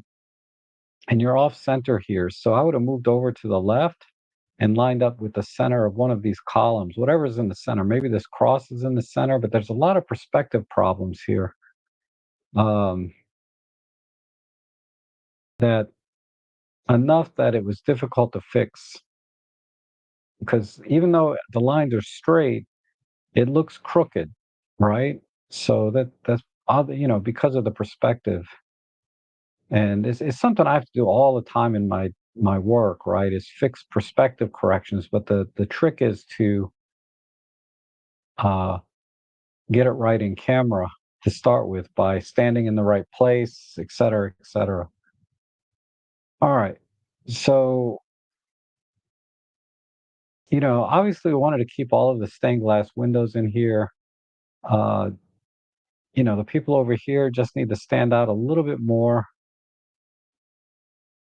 And because of the perspective, like if I tried to straighten out these lines, then this line would be crooked. So it's a little tricky, correct? But generally speaking, making the benches here, the rows, all nice and shiny, and then making sure that I didn't lose anything in the stained glass windows, and then white balance. So pretty straightforward,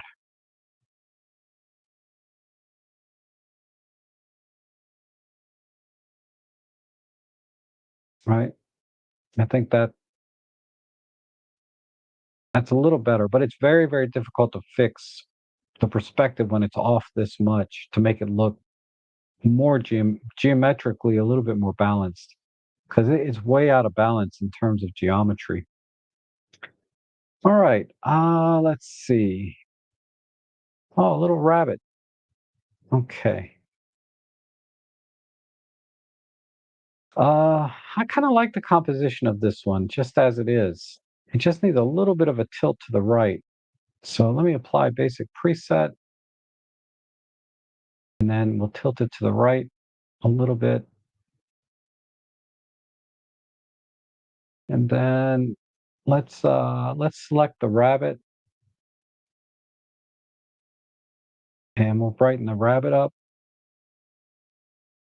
Let's the image is kind of dark overall, so I'm going to brighten everything up, give it some warmth, and in fact, maybe use a linear or a control line. And let me put the control line on the brighter part. Whoops, I meant to grab the eyedropper. Where is it? This one. Let's put the eyedropper on some of these brighter yellowish greens and tighten up the luma and the chroma.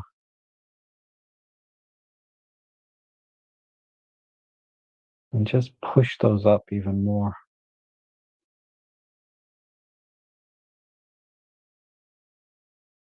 Oops.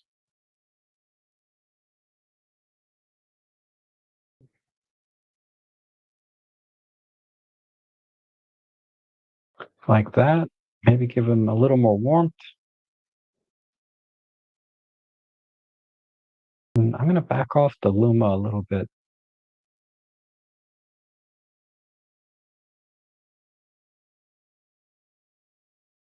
Okay, that's good. All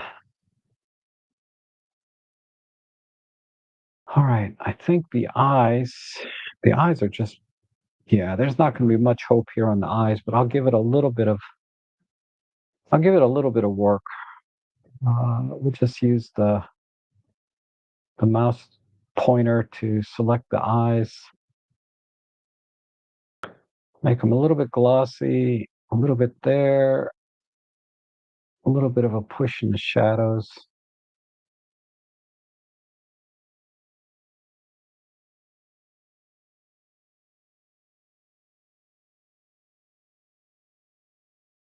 Okay.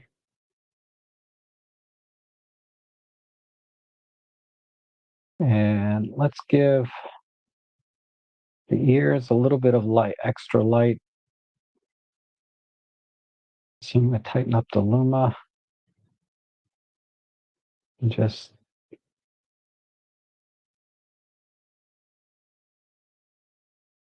a little bit on that side. And then let's do a new mask, control points. And let's just give a few accents of light, tighter, tighter Luma.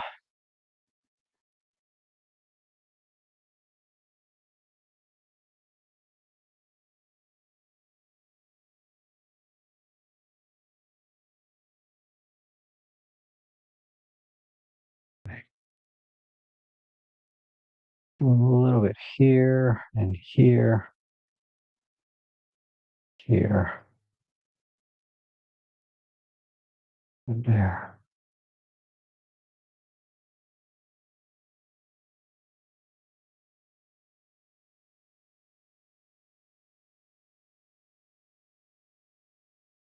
A little bit of warmth.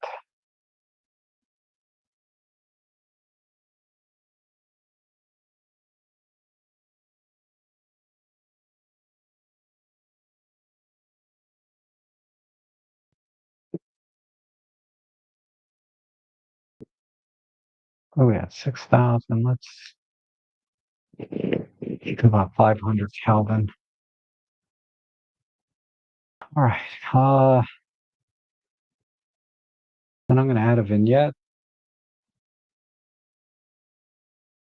Maybe up here, let's invert it.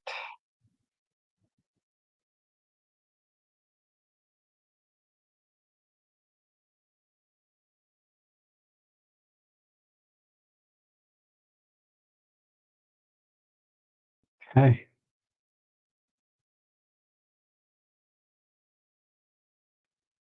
And I just need to be a little bit in right about there. Just a little bit more in. I'm just trying to center the nose and get rid of this one flower on the side that's a little bit distracting.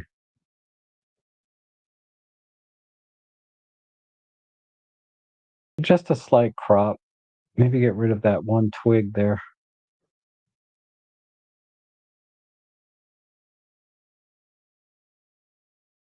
Okay. And then let's warm it up globally.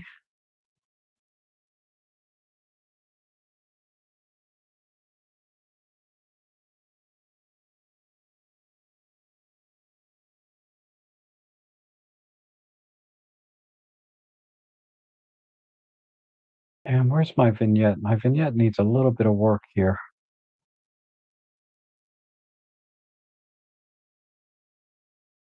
Maybe a little bit tighter.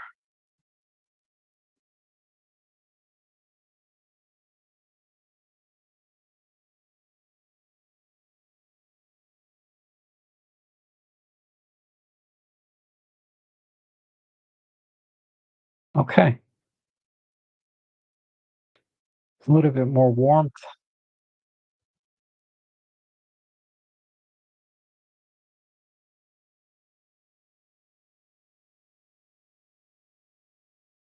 Try vibrant. And then just a kiss of light right there.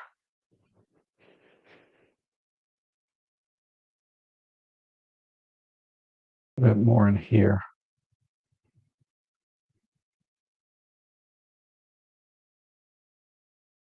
Okay, we'll call it there.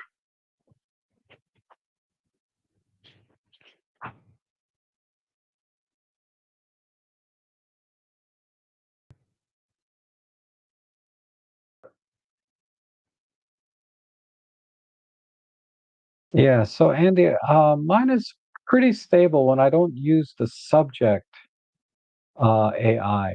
If I use like the pointer, the rectangle tool, those tools, work fine. Uh, but when I try to do like select animals, select people, then I'm having problems. Uh, what computer are you using? Are you using like a Mac or a Windows? And what video card do you have? I'm just curious so I can kind of get a feel for systems that are more or less stable.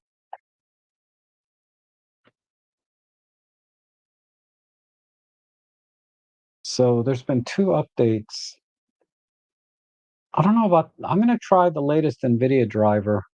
Like I said, I had to back off my driver because that was giving me crashes left and right. But let's go ahead and finish these edits. Reset. Okay, so yeah, basically just warming up the image and brightening up the rabbit, right, with some vignette. Pretty straightforward edit. The composition was really good as it was. So I just had to do a slight crop to get rid of this one distracting flower over here. But other than that, I think it came out pretty nice. Okay, let's do the next one.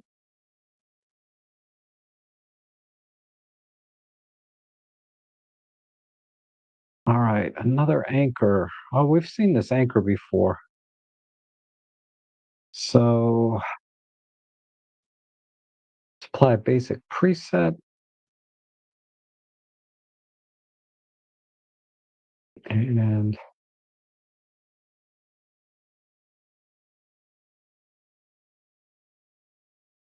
a little bit off. Yeah, we need to straighten this a bit.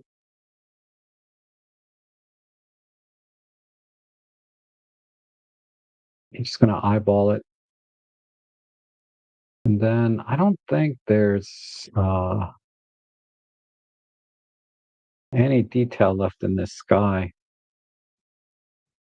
Tiny bit, but most of it's clipped. Uh,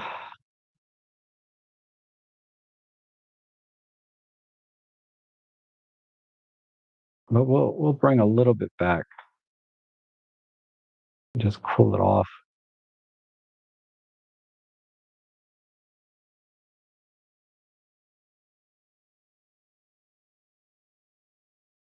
Just in here.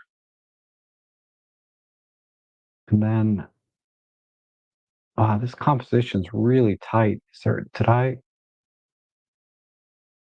I'm not losing that much up here.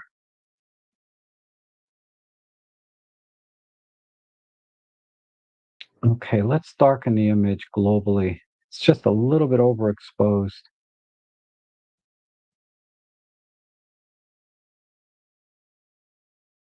Okay. So my sky mask doesn't have to be quite as dark. And then let's make a new mask. Select the anchor.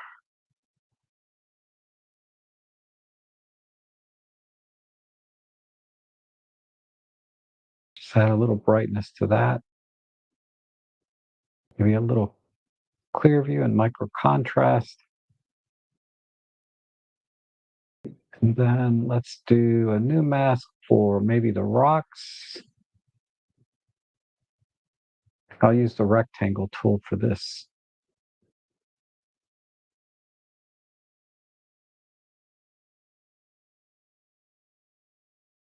And same thing, just give it a little bit of grit.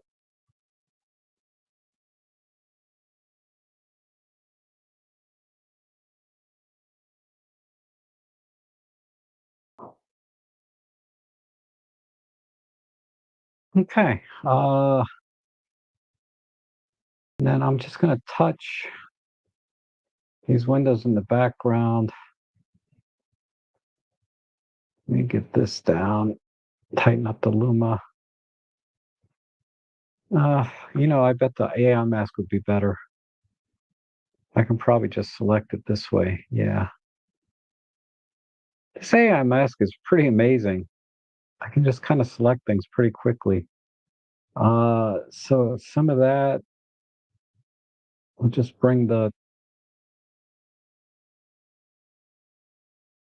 just temper those windows a bit.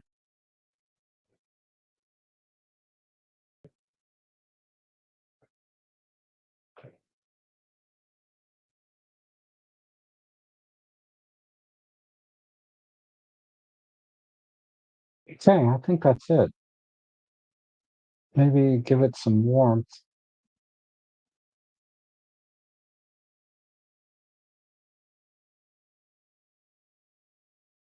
And let's see if we can I mean, it's cloudy, so I don't want to fake the light too much,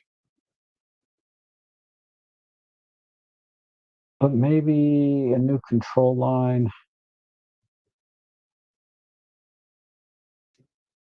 a little bit tighter luma, and just bring a little bit of, make it just a little more dynamic.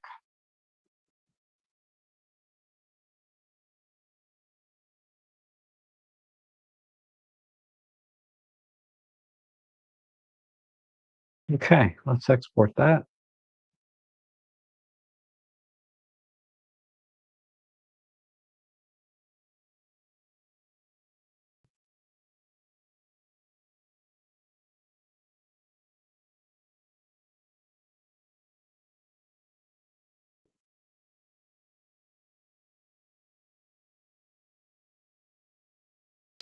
Excuse me. Once that's done exporting, we'll do a comparison.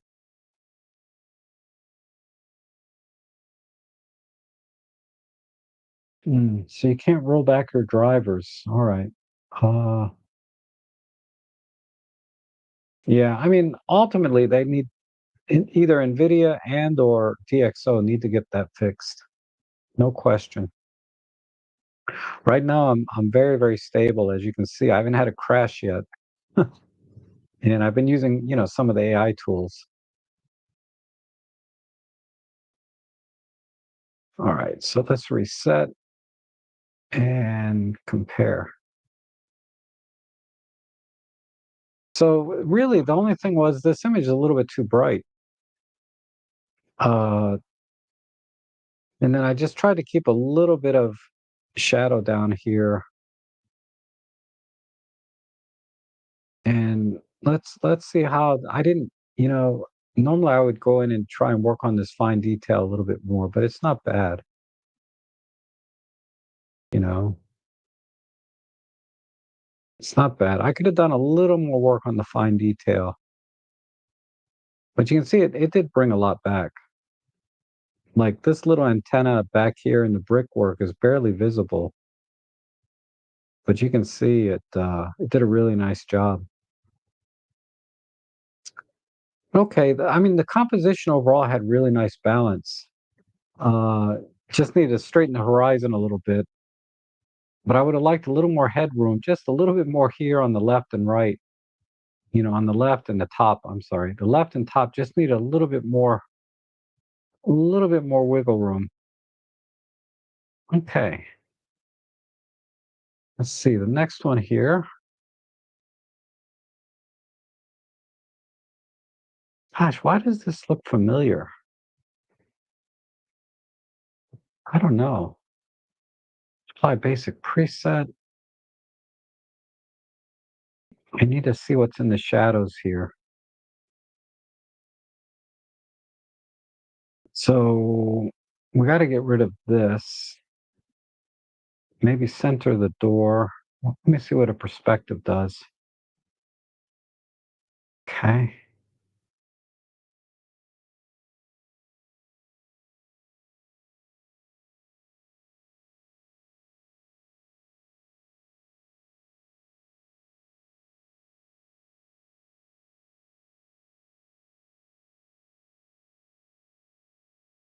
Let's see if I can get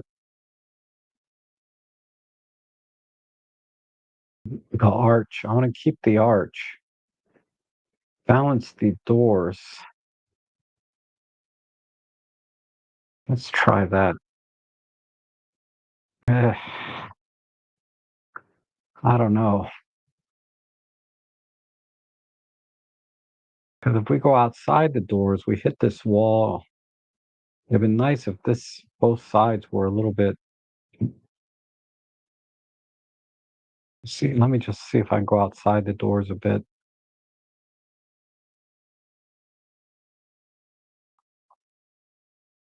Yeah, that's a little better. Just come over.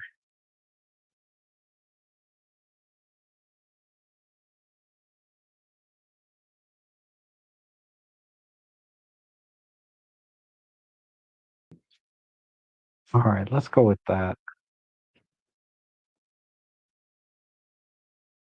All right. So I think, yeah, we just need to bring more light inside. The outside is pretty good. So let's try control line. Oh, no. Let's try the pointer tool. Do the doors. Yeah, that's good.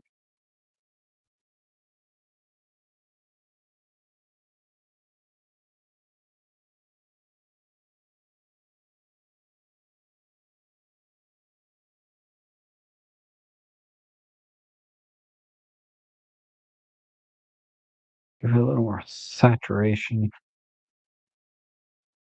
Maybe a black and white. Let me just eyeball that.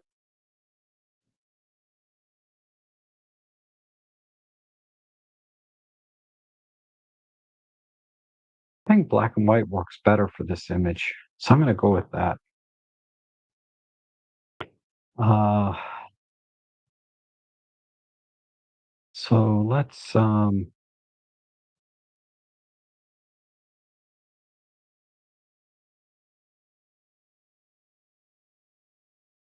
just temper the highlights a bit.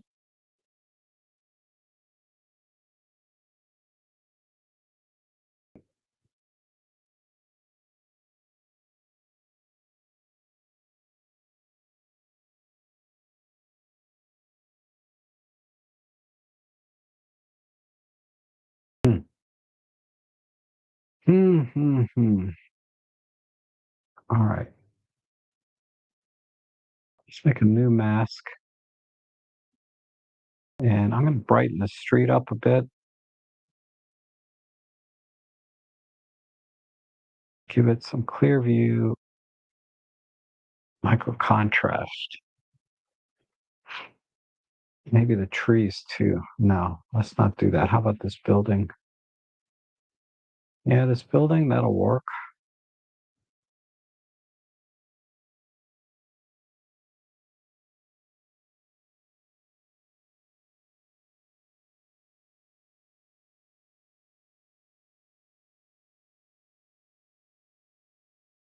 What about there?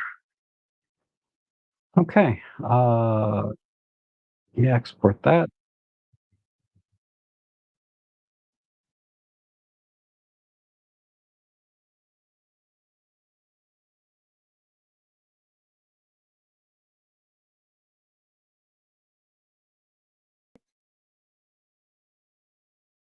We'll wait for that to come in. So almost got the two plants behind the lined up ears. Oh, okay. That was your image of the rabbit. I didn't even see that myself. And thanks, Rob, on the train. Was having trouble with perspective and issues on DxO on the monochrome. We'll try the bridge next time. Good call on the flash too, as the front coupler was black. Okay. Yeah, I mean, I do so much flash photography, I can spot it pretty easily.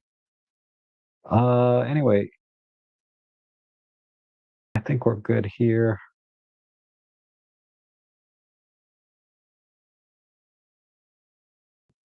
All right, so here's the original on the right. I think this crop works better, or this composition centering the door basically. There's a slight, this building is probably not, it's kind of at an angle, and that's why I got this angle here. But normally I would like this line to be perfectly straight, but then that would have made the and from where you're standing, the angles, like you got the line straight here, but ooh, another one where, the perspective is not quite, it's just a little bit off. And that would have made this a lot easier to edit in terms of geometry. But overall, I like this edit. I think it works better in black and white than it did in color. Uh, and I like these little two bicycles. There's lots of interesting things in this image um, that make it work. So I like that. I mean, we could have played off the reds on the door with the red bicycles, maybe, but these are so small. If they were sitting up here, somewhere maybe, but these are just too small in the frame. So I think black and white was still the right way to go. All right, let's see. I think uh, there might be some more in here. Let me see what's come in. I got time to do one more. Like Marco sent one in. Oh man, you guys sent in a bunch of stuff.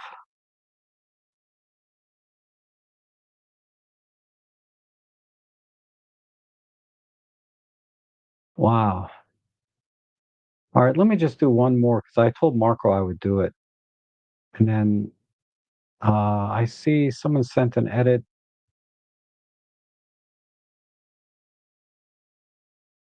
Let me save that. And oh, Paul sent his edit in. Ooh, John has a full picture of the airplane on the moon. Those are not easy to do. There's a bunch in here. But I'm gonna have to, because I'm already over 2 hours. I'm gonna have to. I'll do one more because I promised Marco I would do it. And then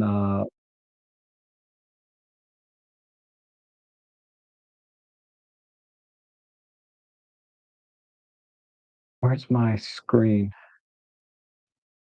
Yeah, there's a bunch more came in here. But yeah, this airplane shot from John is really, these are tough, man. That takes a lot of planning, unless you're very, very lucky. That takes a ton of planning. But anyhow, uh, let's do Marco's edit. So,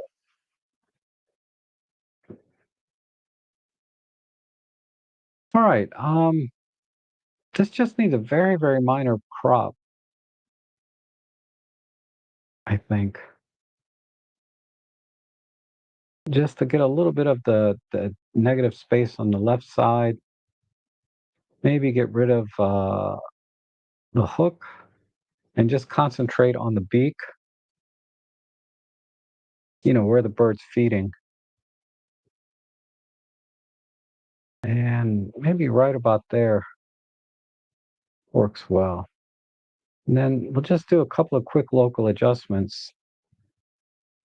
One on the eye, just push that a little, some clear view, micro contrast, like that. And let's AI select the bird. So, oops, I need a new mask. And all I want to do for the bird is I'm going to just saturate, just add a little vibrancy so it stands out more against the green in the background because, we've got a green hummingbird and a green background, right? Okay. Uh, let's do another mask. Let's desaturate the green background a bit. So maybe,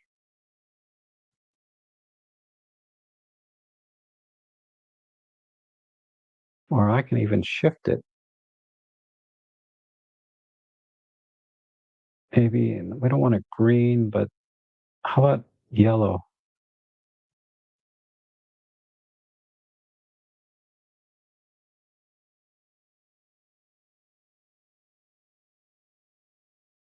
The blue doesn't look bad.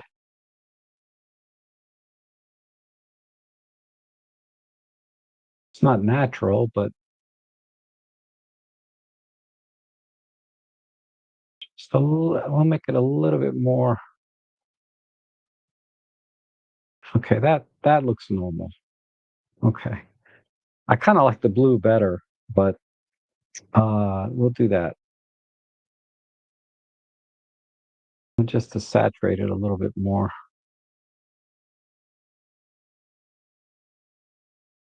and then make it a little darker,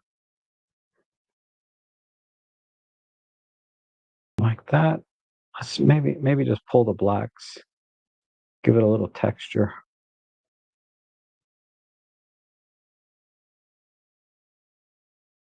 like that. Okay.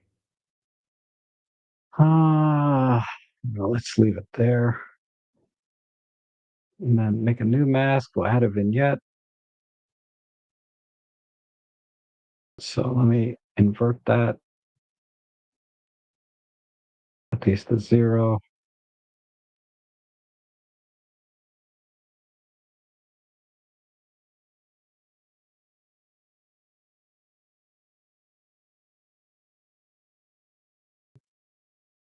Okay.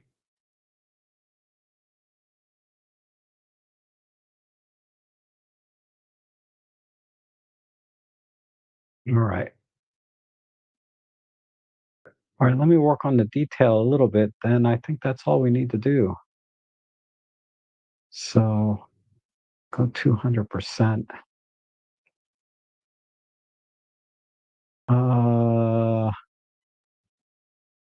actually, the local adjustment, the bird, let me loop in there again. And I have deep prime controls down here that I can probably try and pull out some more detail like that. Just a kiss there. So we're at ISO 25,000. Oh my God.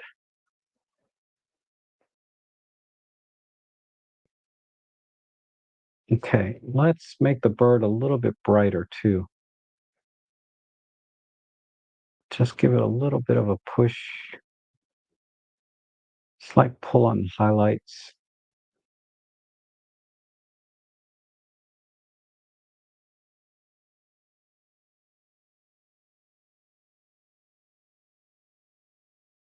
Okay, let's export that. We'll wait for that one.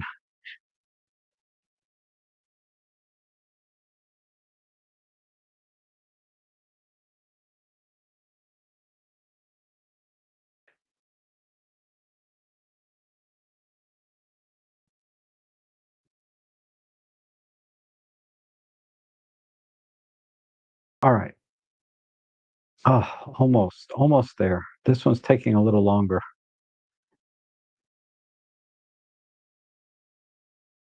I have a progress bar down here that I'm looking at. There's also a progress bar here, So right now it's 43 seconds. We're almost there.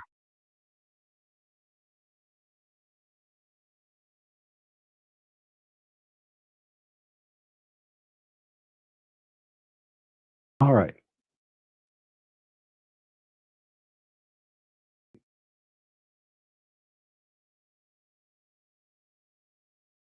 Okay, so I did a little bit of extra by changing the background to a brown, but I wanted to separate the bird a little more by color because, like I said, the bird is green and the background is green. So uh, I guess that's the only controversial type edit, part of the edit, I think. Um, and then a slight crop. And then let's just do a slider thing and just see from a 25,000 ISO image on a Micro Four Thirds camera. I mean, it looks really good actually in the original. I mean, you can still see a lot of details in here, but of course, what DxO is kind of famous for is pulling out all the detail, right? Like that.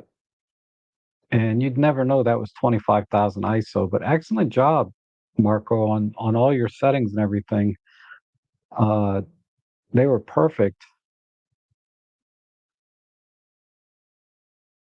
All right. So that's it for today. Thanks so much for sending all those images in. I see a bunch. Oh, wait a minute. There is one more thing. My bad. Uh, Paul sent his edit in. He did a square crop. That's interesting. So let me put these side by side.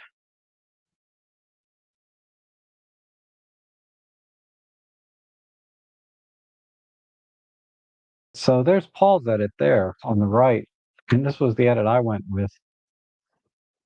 Yeah, initially Paul and I saw the same thing. God, our editing is so similar a lot of times. When I see your edit versus my edit, they're so similar.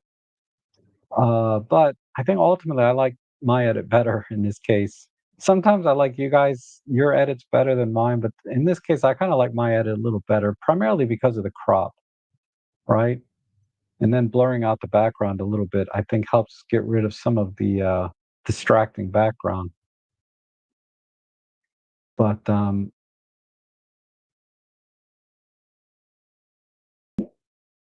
thinking, yeah, a lot of the processing is very similar. You did a good job bringing the color out though in the water. Definitely here, these greens look really good. Yeah, that is better than what I did. I didn't do really much on the water, so that's good. That's really good. Okay, so thanks everyone for sending your images in for me to edit, and hopefully you picked up a few ideas for the tools and how to use them, and maybe some ideas on composition, like we were talking about perspective a little bit. Uh, yeah, it's tough to fix and make when you have perspective problems to get it to look right in post processing. So you want to try and get it as close as you can, in camera, and then any changes you make in post processing with respect to the geometry and perspective is will look normal. Will look like you meant to do that, right? I mean, the simplest one being horizon. If your horizon is crooked, you can go into post processing and fix it, right? But when you have three dimensions to work with, because a horizon is two-dimensional, when you have three or even one-dimensional, I don't know, but when you have to work with three dimensions, that's really tricky. You have to get everything right in camera.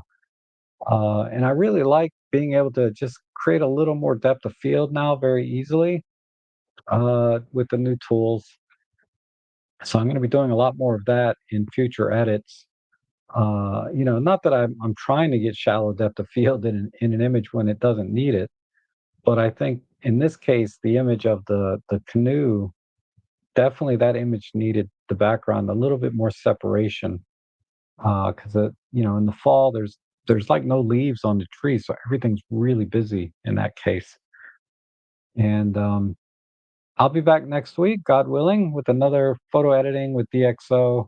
So thanks everyone so much for joining me. If you'd like to support the work that I do here, of course, you can use my affiliate links down below to buy DxO, and there's a 15% discount code that you can use for my viewers, or you can become a member for 99 cents a month to support the streams, but or make a donation directly, of course. But thanks so much for joining me today, and eat healthy, exercise. We want to be doing this for as long as we can on this earth. Thank you so much. We'll see you again soon.